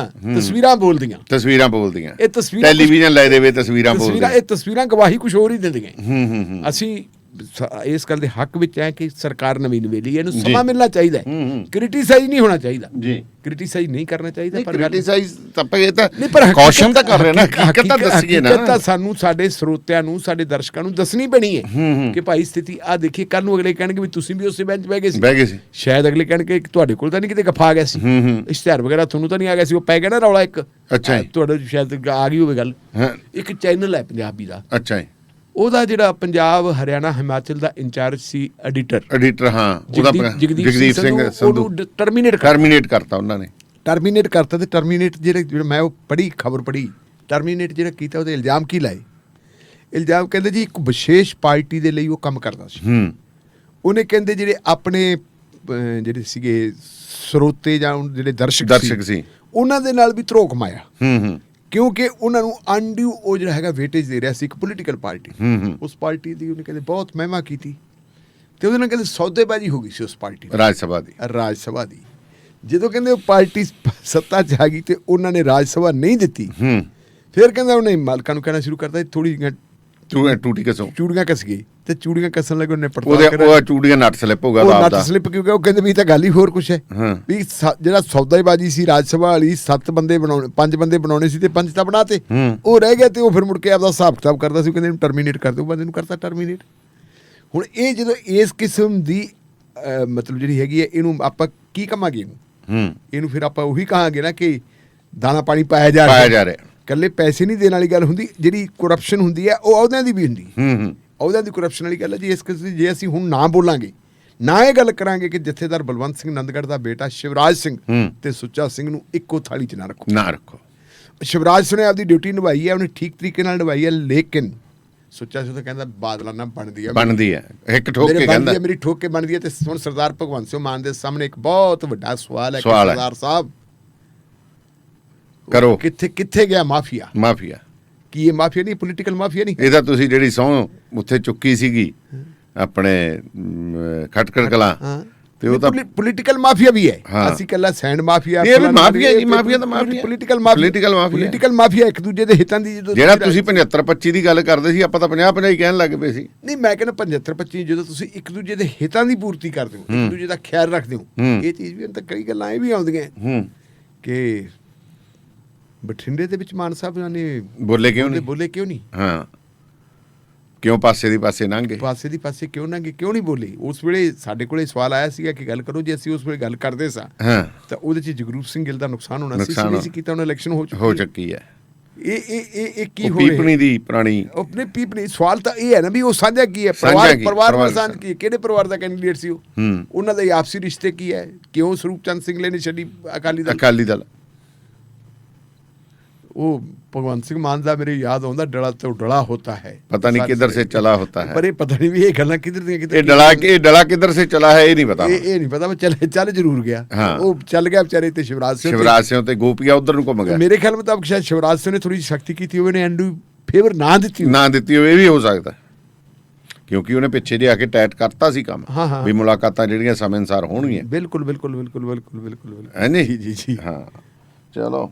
ਤੇ ਆਸ਼ੀਸ਼ ਚਲੋ ਬਾਕੀ ਬਾਅਦ ਚ ਗੱਲ ਕਰਦੇ ਹਾਂ। ਢਿੱਲੋਂ ਸਾਹਿਬ ਗੱਲ ਆਪਾਂ ਕਰਕੇ ਹੀ ਹਟਿਆ ਵੱਡੇ ਘਰ ਦੀ, ਤੇ ਹੁਣ ਤਾਂ ਹਾਰ ਕੀ ਹੋਈ ਕਹਿੰਦੇ ਹੁੰਦਾ, ਜਿਵੇਂ ਕਹਿੰਦੇ ਹੁੰਦਾ ਵੀ ਉਹ ਮਾੜੇ ਦਿਨ ਆ ਜਾਣ ਕੁੱਤੀਆਂ ਵੀ ਪਹੁੰਚੇ ਮਾਰ ਜਾਂਦੀਆਂ। ਕੀ ਗੱਲ ਜੀ ਸੁਣਾਉਂਦੇ ਨੇ ਤੁਸੀਂ? ਉਹ ਗੱਲ ਤਾਂ ਸਾਡੇ ਪਿੰਡ ਦੀ ਗੱਲ ਹੈ ਜੀ। ਉਹ ਅੱਛਾ। ਮੈਂ ਤਾਂ ਬਹੁਤ ਛੋਟਾ ਹੁੰਦਾ ਸੀਗਾ, ਦਾਦਾ ਮੇਰਾ ਸਰਪੰਚ ਹੁੰਦਾ ਸੀ। ਹਾਂ। ਸਾਡੇ ਪਿੰਡ ਦੇ ਵਿੱਚ ਇੱਕ ਬੰਦਾ ਬੜਾ ਬੀਂਬੜ ਸੀ, ਹੂੰ। ਨਾਮ ਸੀ ਉਹਦਾ ਨਿਗਾਹੀਆ ਪੁੱਲਰ। ਅੱਛਾ ਜੀ। ਮਤਲਬ ਉਹਨੇ ਕਹੀ ਤੇ ਟੁੱਕ ਖਾਂਦਾ ਹੁੰਦਾ ਸੀ ਨਾ, ਪੰਜਾਬੀ ਚ ਕਹਿੰਦੇ ਆ। ਹਾਂ। ਸ਼ਾਮ ਨੂੰ ਉਹਨੇ ਦਾਰੂ ਪੀ ਲੈਣੀ, ਡਾਂਗ ਚੱਕ ਲੈਣੀ, ਤੇ ਜਿਹਦੇ ਮਰਜ਼ੀ ਆ ਘਰ ਕੇ ਜਾ ਕੇ ਉਹਨੂੰ ਗਾਲਾਂ ਕੱਢਿਆ ਲਲਕਾਰੇ ਮਾਰਨ ਦਾ, ਗਾਲਾਂ ਗੂਲਾਂ ਕੱਢ ਦਿੰਦਾ, ਤੇ ਉਹਦੇ ਕੋਲ ਵੀ ਨੇੜੇ ਨਹੀਂ ਹੁੰਦਾ ਸੀ। ਅਗਲਾ ਕਹਿੰਦਾ ਵੀ ਬੜਾ ਟਾਲੋ ਯਾਰ, ਕਿਤੇ ਆਪੇ ਹੋਰ ਸਮਝੂਗਾ। ਇੱਕ ਵਾਰੀ ਇੱਕ ਅਜਿਹੇ ਘਰ ਦੇ ਸਾਹਮਣੇ ਆ ਗਿਆ ਜਿਹੜੇ ਪਰਿਵਾਰ ਦੇ ਬੰਦੇ ਸਵੇਰੇ ਸੂਰਜ ਚੜ੍ਹਨ ਤੋਂ ਪਹਿਲਾਂ ਖੇਤ ਪਹੁੰਚ ਜਾਂਦੇ ਸੀ, ਤੇ ਖੇਤੋਂ ਆਪਦੇ ਪੱਠੇ ਪੁੱਠੇ ਵੱਢ ਕੇ ਗੱਡੇ ਦੇ ਵਿੱਚ ਸੁੱਟ ਕੇ ਜਦੋਂ ਐਨ ਹਨੇਰਾ ਹੋ ਜਾਂਦਾ ਤੇ ਉਦੋਂ ਘਰੇ ਆਉਂਦੇ ਸੀ। ਉਹਨਾਂ ਦੇ ਘਰ ਕੋਲੇ ਜਾ ਕੇ ਤੇ ਉਹ ਲੱਗ ਗਿਆ ਜੀ ਬੜਕਾ ਮਾਰਨ। ਉਹ ਬੰਦੇ ਆ ਗਏ, ਹੁਣ ਖੇਤੀਬਾੜੀ ਕਰਨ ਵਾਲੇ ਬੰਦੇ ਦੁਨੀਆਦਾਰੀ ਨਾਲੋਂ ਕਿਤੇ ਦੂਰ, ਉਹਨਾਂ ਨੇ ਕੀ ਕਰੀ ਜਾਂਦਾ ਕਰਦਾ, ਉਹਨਾਂ ਨੇ ਦੂਜੇ ਦਾ ਨੇੜੇ ਨਹੀਂ ਆਉਂਦੇ ਸੀ, ਕੁੱਟਣ ਲੱਗ ਗਏ ਜੀ। ਅੱਛਾ। ਉਹ ਕੁੱਟਣ ਦਾ ਲੱਗ ਗਿਆ, ਹਟਣਾ ਆਉਂਦਾ ਨਹੀਂ ਸੀ। ਅੱਛਾ, ਆਹ ਵੀ ਗੱਲ ਹੈ। ਉਹ ਕਿਉਂਕਿ ਜੇ ਕੋਈ ਵੀ ਬੰਦਾ ਮਰ ਜੂਗਾ, ਦੇ ਤੇਰੇ ਦੀ ਲੈ ਤੇਰੇ ਦੀ, ਬੁਰਾ ਹਾਲ ਹੋ ਗਿਆ ਜੀ। ਤੇ ਬੈਂਕੇ ਦੇ ਆਲੇ ਲਗਾਈ ਆ, ਪਿੰਜਤਾ ਉਹਨਾਂ ਨੇ। ਆਲੇ ਦੁਆਲੇ ਦੇ ਲੋਕ ਹੋਰ ਆ ਗਏ। ਉਹ ਕਹਿੰਦੇ ਵੀ ਯਾਰ ਛੱਡੋ ਚਲੋ ਕੋਈ ਗੱਲ ਨਹੀਂ, ਕੋਈ ਜੋ ਕਰਕੇ ਸਵੇਰੇ ਰੌਲਾ ਪੈ ਗਿਆ ਪਿੰਡ 'ਚ। ਅੱਗੇ ਤਾਂ ਮਤਲਬ ਹੁਣ ਤਾਂ ਨਾਲ ਦੀ ਥਾਣੇ ਪਹੁੰਚ ਜਾਂਦੇ ਲੋਕ, ਉਹ ਤਾਂ ਥਾਣੇ 'ਚ ਨਹੀਂ ਪੰਚਾਇਤਾਂ ਕੋਲੇ ਜਾਂਦੇ। ਮੇਰੇ ਦਾਦੇ ਕੋਲੇ ਗੱਲ ਆ ਗਈ, ਉਹ ਕਹਿੰਦਾ ਵੀ ਬੁਲਾ ਲਓ। ਦੋਨਾਂ ਧਿਰਾਂ ਨੂੰ ਬੁਲਾ ਲਿਆ, ਉਹ ਵੀ ਆ ਗਏ ਤੇ ਉਹ ਵੀ ਆ ਗਏ। ਤੇ ਨਿਗਾਹੀਆ ਖੁਰਨੀ ਤੇ ਬੈਠਾ ਨਾ, ਪੈਰਾਂ ਭਾਰ ਰੋਈ ਜਾਵੇ। ਤੇ ਉਹ ਮੇਰਾ ਬਾਬਾ ਕਹਿੰਦਾ ਵੀ ਨਿਗਾਹੀਆ ਤੂੰ ਰੋਂਦਾ ਕਿਉਂ ਐ, ਤੂੰ ਗੱਲ ਕਰ ਇਹਨਾਂ ਦੇ ਨਾਲ, ਕੀ ਗੱਲ ਹੈ? ਉਹਦਾ ਜੀ ਇਹਨਾਂ ਦਾ ਮੈਨੂੰ ਗੁੱਸਾ ਹੀ ਕੋਈ ਨਹੀਂ, ਕਿਉਂਕਿ ਉਹਨਾਂ ਨੇ ਕੋਈ ਝਗੜਾ ਹੀ ਨਹੀਂ ਸੀ ਉਹਦਾ। ਇਹਨਾਂ ਦਾ ਕੋਈ ਗੁੱਸਾ ਨਹੀਂ ਜੀ, ਇਹਨਾਂ ਤੇਰਾ ਕੁਛ ਮੇਰੇ ਨਾਲ ਕੀਤਾ। ਉਹ ਕਹਿੰਦਾ ਫਿਰ ਤੂੰ ਗਲਤੀ ਕਿਉਂ ਕੀਤੀ? ਕਹਿੰਦਾ ਜੀ ਮੈਂ ਤੋਂ ਗਲਤੀ ਹੋ ਗਈ, ਤੇ ਇਹਨਾਂ ਨੇ ਜਿਹੜਾ ਕੀਤਾ ਕਹਿੰਦਾ ਰੋਣਾ ਕਿਉਂ ਹੈ? ਕਹਿੰਦਾ ਜੀ ਰੋਂਦਾ ਤਾਂ ਨੰਬਰਦਾਰ ਵੀ ਸੀ ਦਾਦਾ। ਨੰਬਰਦਾਰ ਸਾਹਿਬ ਕਹਿੰਦਾ ਰੋਂਦਾ ਮੈਂ ਜਦੋਂ ਇਹਨੂੰ ਇਹਨਾਂ ਨੇ ਸਿੱਟ ਲਿਆ ਨਾ, ਡਿੱਗੇ ਪਏ ਦੇ ਬਾਅਦ ਜੇ ਤਾਂ ਵੜ ਕੇ ਅੰਦਰ ਤੇ ਕੁੱਤੀਆਂ ਪੌਂਚੇ ਮਾਰ ਗਈਆਂ। ਉਹਦੇ ਕੁੱਤੀਆਂ ਕਿਹੜੀਆਂ ਪੌਂਚੇ ਮਾਰ ਗਈਆਂ? ਉਹ ਕਹਿੰਦਾ ਜਿਹਦੀ ਮਾਂ ਨੂੰ ਕਾੜ ਨਹੀਂ ਲੈ ਜਾਂਦਾ ਸੀ, ਉਹ ਵੀ ਡਿੱਗੇ ਪਏ ਦੇ ਮੇਰੇ ਠੇਡਾ ਮਾਰ ਗਏ। ਠੁੱਡੇ ਮਾਰ ਗਏ, ਠੇਡਾ ਵੱਜ ਗਿਆ। ਜਿਹੜੇ ਉਹ ਮਤਲਬ ਕੁੱਤੀਆਂ ਜਦੋਂ ਕਿਸਮਤ ਮਾੜੀ ਹੁੰਦੀ ਹੈ ਨਾ, ਤੇ ਬੰਦਾ ਡਿੱਗਦਾ, ਫਿਰ ਕੁੱਤੀਆਂ ਵੀ ਪੌਂਚੇ ਮਾਰਦੀਆਂ ਹੈ ਇਸ ਕਿਸਮ। ਪਰ ਆਪਾਂ ਚਲੋ ਇਹਨਾਂ ਨੂੰ ਤਾਂ ਆਪਾਂ ਦਾਤ ਦਿੰਨੇ ਆ, ਇਹਨਾਂ ਨੂੰ ਉਹ ਆਪਾਂ ਸ਼ਬਦ ਨਹੀਂ ਵਰਤਦੇ। ਹੁਣ ਕਹਿੰਦੇ ਚੁਣੌਤੀ ਬਣ ਗਈ ਹੈ ਜੀ, ਕਹਿੰਦੇ ਲਾਂਭੇ ਕਰੋ ਬਾਦਲ ਸਾਹਿਬ ਨੂੰ। ਤੇ ਇਹ ਜਿਹੜੀ ਮਾਮਲਾ ਉੱਠਿਆ ਪੀਟੀਸੀ ਤੋਂ ਵੀ ਕਹਿੰਦੇ ਇਕਰਾਰ ਵਾਪਸ ਲਓ, ਤੇ ਉਧਰੋਂ ਹੁਣ ਮਾਨ ਸਾਹਿਬ ਨੇ ਵੀ ਕਹਿੰਦੇ ਤਾ ਦੇ ਲਿਆ ਮੁੱਛਾਂ ਨੂੰ। ਪੀਟੀਸੀ ਤੋਂ ਇਕਰਾਰ ਵਾਪਸ ਲੈਣ ਦੀ ਜਿਹੜੀ ਗੱਲ ਕੀਤੀ ਉਹ ਬੀਬੀ ਕਿਰਨਜੋਤ ਕੌਰ ਨੇ ਕੀਤੀ ਹੈ। ਕਿਰਨਜੋਤ ਕੌਰ ਕਹਿੰਦੀ ਹੈ ਕਿ ਪੀਟੀਸੀ ਦੇ ਜਿਹੜੇ ਹੈਗੇ ਕਰਤੇ ਤਰਤੇ, ਉਹਨਾਂ ਨੇ ਮਿਸ ਪੰਜਾਬਨ ਦੇ ਨਾਂ ਦੇ ਉੱਤੇ ਪੰਜਾਬ ਦੀ ਇੱਕ ਧੀ ਦੀ ਪੱਤ ਲੁੱਟਣ ਦੀ ਕੋਸ਼ਿਸ਼ ਕੀਤੀ ਹੈ। ਉਹਨਾਂ ਦੇ ਖਿਲਾਫ ਕੇਸ ਰਜਿਸਟਰ ਹੋ ਗਿਆ। ਜਿੰਨੀ ਦੇਰ ਤੱਕ ਉਹਨਾਂ ਨੂੰ ਕਲੀਨ ਚਿੱਟ ਨਹੀਂ ਮਿਲਦੀ, ਉਨੀ ਦੇਰ ਤੱਕ ਜਿਹੜਾ ਹੈਗਾ ਪੀਟੀਸੀ ਤੋਂ ਗੁਰਬਾਣੀ ਦਾ ਪ੍ਰਸਾਰਨ ਨਹੀਂ ਹੋਣਾ ਚਾਹੀਦਾ। ਤੇ ਗੁਰਬਾਣੀ ਦਾ ਪ੍ਰਸਾਰਨ ਜਿਹੜਾ ਇਹਨਾਂ ਨੂੰ ਦਿੱਤਾ ਠੇਕਾ, ਇਹ ਕਰੋ ਜੀ ਰੱਦ। ਇਹ ਗੱਲ ਜਦੋਂ ਹੋ ਗਈ, ਤੇ ਕੱਲ ਸ਼੍ਰੋਮਣੀ ਗੁਰਦੁਆਰਾ ਪ੍ਰਬੰਧਕ ਕਮੇਟੀ ਦਾ ਜਿਹੜਾ ਬਜਟ ਸੈਸ਼ਨ ਸੀ, ਉੱਥੇ ਵੀ ਇਹ ਗੱਲ ਉੱਠੀ। ਅੱਛਾ। ਧਾਮੀ ਸਾਹਿਬ ਜਿਹੜੇ ਸ਼੍ਰੋਮਣੀ ਕਮੇਟੀ ਦੇ ਪ੍ਰਧਾਨ ਆ, ਉਹ ਕਹਿੰਦੇ ਜੀ ਜਥੇਦਾਰ ਸਾਹਿਬ ਦਾ ਹੁਕਮ ਵੀ ਆ ਗਿਆ, ਤੇ ਜਥੇਦਾਰ ਸਾਹਿਬ ਨੇ ਵੀ ਕਹਿਤਾ ਵੀ ਤੁਸੀਂ ਆਪਦਾ ਚੈਨਲ ਬਣਾਓ, ਕੁਛ ਮਰਜ਼ੀ ਕਰੋ, ਜਿਹੜਾ ਹੈਗਾ ਪ੍ਰਸਾਰਨ ਕਿਸੇ ਨੂੰ ਗੁਰਬਾਣੀ ਠੇਕੇ ਤੇ ਨਾ ਦਿਓ। ਗੁਰਬਾਣੀ ਠੇਕੇ ਤੇ ਨਾ ਦਿਓ, ਮਤਲਬ ਇਹ ਸਾਰੀ ਦੁਨੀਆ ਕੋਲੇ ਜਾਣੀ ਚਾਹੀਦੀ ਹੈ। ਉਹ ਕਹਿੰਦੇ ਜੀ 200 ਕਰੋੜ ਰੁਪਇਆ ਲੱਗੂ, ਅਸੀਂ ਕੋਈ ਨਾ ਕੋਈ ਸੋਚਦੇ ਕਰਦੇ ਹਾਂ ਪ੍ਰਬੰਧ। ਵੈਸੇ 200 ਕਰੋੜ ਰੁਪਇਆ ਲਾਉਣ ਦੀ ਲੋੜ ਨਹੀਂ। ਹੁਣ ਤਾਂ ਮੈਂ ਤਾਂ ਕੱਲ ਕਹਿਤਾ ਸੀ ਪੱਟੀ ਸਾਹਿਬ ਨਾਲ, ਮੈਂ ਕਿਹਾ ਪਹਿਲਾਂ ਵੀ ਜਦੋਂ ਸ਼ੁਰੂ ਕਰਦੇ ਸੀ, ਮੈਂ ਤਾਂ ਉਦੋਂ ਵੀ ਸੇਵਾਵਾਂ ਦੇ ਦਿਨ ਜਾ ਵੀ ਵੜਿਆ ਸੀ। ਚਲੋ ਉਦੋਂ ਨਹੀਂ ਇਹਨਾਂ ਤੋਂ ਗੱਲ ਬਣੀ, ਮੈਂ ਤਾਂ ਹੁਣ ਵੀ ਕਹਿੰਦਾ ਕਿ ਨਹੀਂ ਚਲੋ ਵੈਬਸਾਈਟਾਂ ਦੇ ਰਾਹੀਂ ਜੋ ਵੀ ਵੈਬਸਾਈਟ ਤਾਂ ਸਸਤਾ ਹੀ ਬੜਾ ਹੈ, ਆਪਦੀ ਵੈਬਸਾਈਟ ਜਿਹੜੀ ਹੈਗੀ ਚਲਾਓ ਤੇ ਚਲਾਓ, ਬਸ ਗੱਲ ਚਲੋ ਉਹ ਗੱਲ ਤਾਂ ਆਪਦੀ ਥਾਂ ਦੇ ਉੱਤੇ ਆ ਗਈ। ਅਗਲੀ ਗੱਲ ਜਿਹੜੀ ਆ ਗਈ, ਉਹ ਆ ਗਈ ਜੀ ਸ਼੍ਰੋਮਣੀ ਗੁਰਦੁਆਰਾ ਪ੍ਰਬੰਧਕ ਕਮੇਟੀ ਦਾ ਜਿਹੜਾ ਬਜਟ ਹੋਇਆ ਜੀ, ਉਸ ਬਜਟ ਦੇ ਵਿੱਚ ਜਿਹੜਾ ਉਹਨਾਂ ਨੇ ਕੱਲ ਪੇਸ਼ ਕੀਤਾ, ਤੇ ਉਹ ਕਹਿੰਦੇ ਜੀ ਬਜਟ ਤਾਂ ਚੰਗਾ ਡਾਢਾ ਪੇਸ਼ ਕਰਤਾ ਕਰਨੈਲ ਸਿੰਘ ਪੰਜੌਲੀ ਹੋਰਾਂ ਨੇ ਜੀ, 988 ਕਰੋੜ ਰੁਪਏ ਦਾ ਕੀਤਾ, ਤੇ ਕਹਿੰਦੇ ਜੀ 29.70 ਕਰੋੜ ਰੁਪਏ ਦਾ ਘਾਟਾ ਹੈ। ਅੱਛਾ ਜੀ, ਉਹ ਘਾਟੇ ਦੀ ਪੂਰਤੀ ਕਰਨੀ ਹੈ। ਅੱਛਾ, ਬਾਬੇ ਦਾ ਗੁਰੂ ਘਰ ਘਾਟੇ 'ਚ ਗਿਆ ਸੀ, ਘਾਟੇ 'ਚ ਗਿਆ, ਗੁਰੂ ਘਰ 'ਚ ਗਿਆ। ਤੇ ਪਰ ਇਹਦੇ ਨਾਲ ਇਹ ਹੈਗੀ ਸ਼੍ਰੋਮਣੀ ਗੁਰਦੁਆਰਾ ਪ੍ਰਬੰਧਕ committee Shri Amritsar Sahib.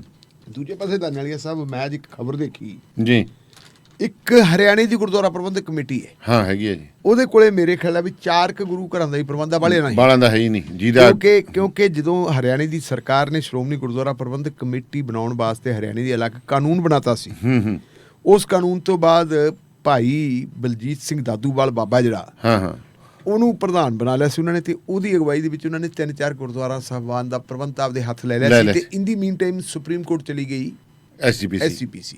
Supreme court ਨੇ ਕਰਤਾ ਸੀ ਸਟੇ ਕਿ ਜਿਹਦੇ ਕੋਲੇ ਜਿੰਨਾ ਹੈਗਾ ਉਹਨਾਂ ਨੂੰ ਉਹਨੇ ਤੇ ਕੰਮ ਉਹਨਾਂ ਕੋਲੇ ਚਲਾਓ। 4 ਜਾਂ 5 ਮੇਰਾ ਖਿਆਲ ਇਦੋਂ ਵੱਧ ਗੁਰੂ ਘਰ ਹੈ ਨਹੀਂ ਗੇ। ਹੂੰ ਉਹਨਾਂ ਦਾ ਵੀ ਬਜਟ ਸੈਸ਼ਨ ਕੱਲ ਸੀ।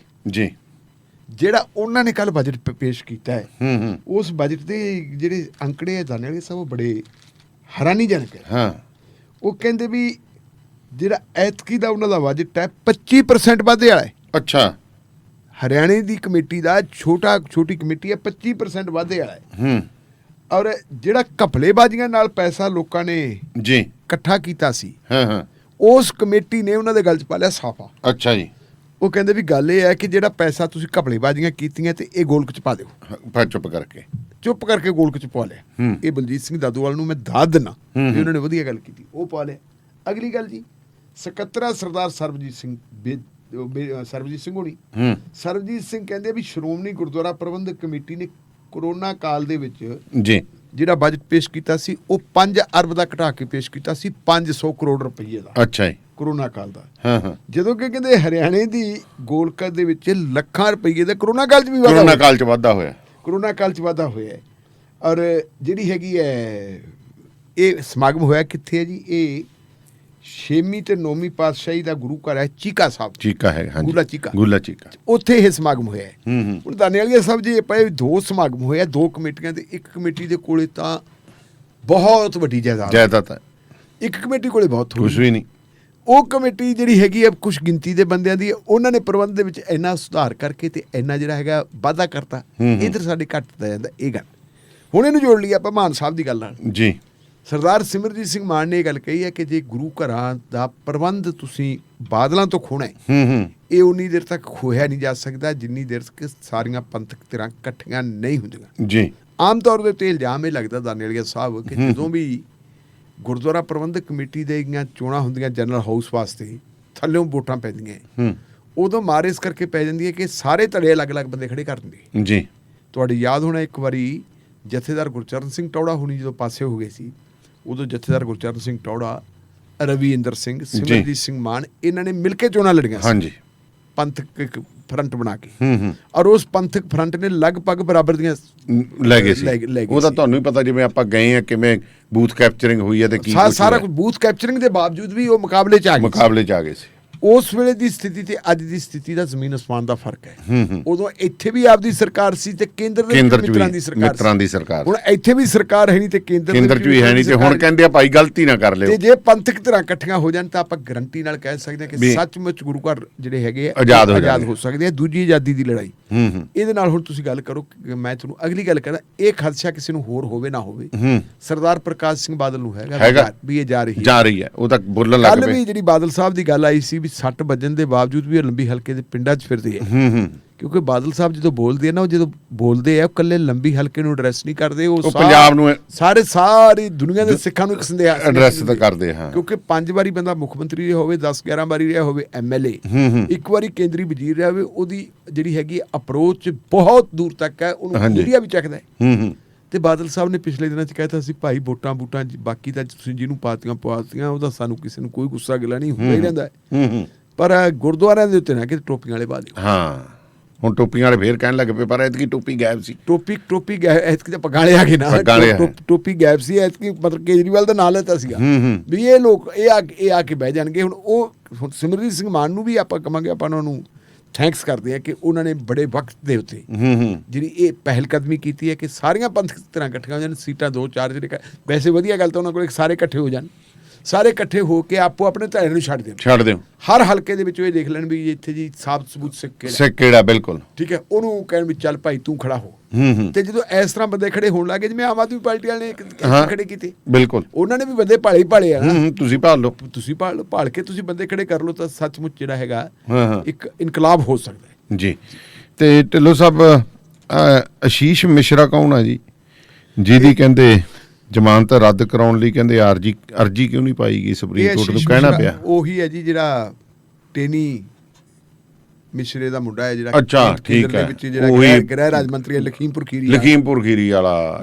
ਖੀਰੀ ਵਾਲੇ ਨੇ ਜਿਹੜੇ ਆ 4 ਕਿਸਾਨ ਤੇ ਇੱਕ ਜਿਹੜਾ ਹੈਗਾ ਪੱਤਰਕਾਰ, 5 ਤਾਂ ਉਹ ਦਰੜ ਤੇ ਸੀ, 3 ਕੁ ਬੰਦੇ ਉਹਨਾਂ ਦੇ ਆਪਦੇ ਸੀ ਜਿਹੜੇ ਉਹ ਭੀੜ ਭੜੱਕੇ ਦੇ ਨਾਲ ਤੂੰ ਆਪਣਾ ਜਿਹੜੇ ਡਾਂਗੋ ਸੋਟੀ ਹੋਏ ਉਹਦੇ ਵਿੱਚ ਮਰ ਗਏ ਸੀ। ਟੋਟਲ 8 ਬੰਦੇ ਮਰੇ। ਉਸ ਬੰਦੇ ਦੀ ਜਿਹੜੀ ਹੈਗੀ ਹੈ ਜਦੋਂ ਗ੍ਰਿਫਤਾਰੀ ਪਹਿਲਾਂ ਤਾਂ ਗ੍ਰਿਫਤਾਰੀ ਬੜੀ ਲੇਟ ਹੋਈ, ਫਿਰ ਇਹ ਮਾਮਲਾ ਸੁਪਰੀਮ ਕੋਰਟ ਚਲਾ ਗਿਆ ਸੀ ਤੇ ਸੁਪਰੀਮ ਕੋਰਟ ਨੇ ਇੱਕ ਸਪੈਸ਼ਲ ਇਨਵੈਸਟੀਗੇਸ਼ਨ ਟੀਮ ਬਣਾਤੀ ਸੀ ਅੱਛਾ ਜੀ। ਜਾਂਚ ਕਰਨ ਵਾਸਤੇ।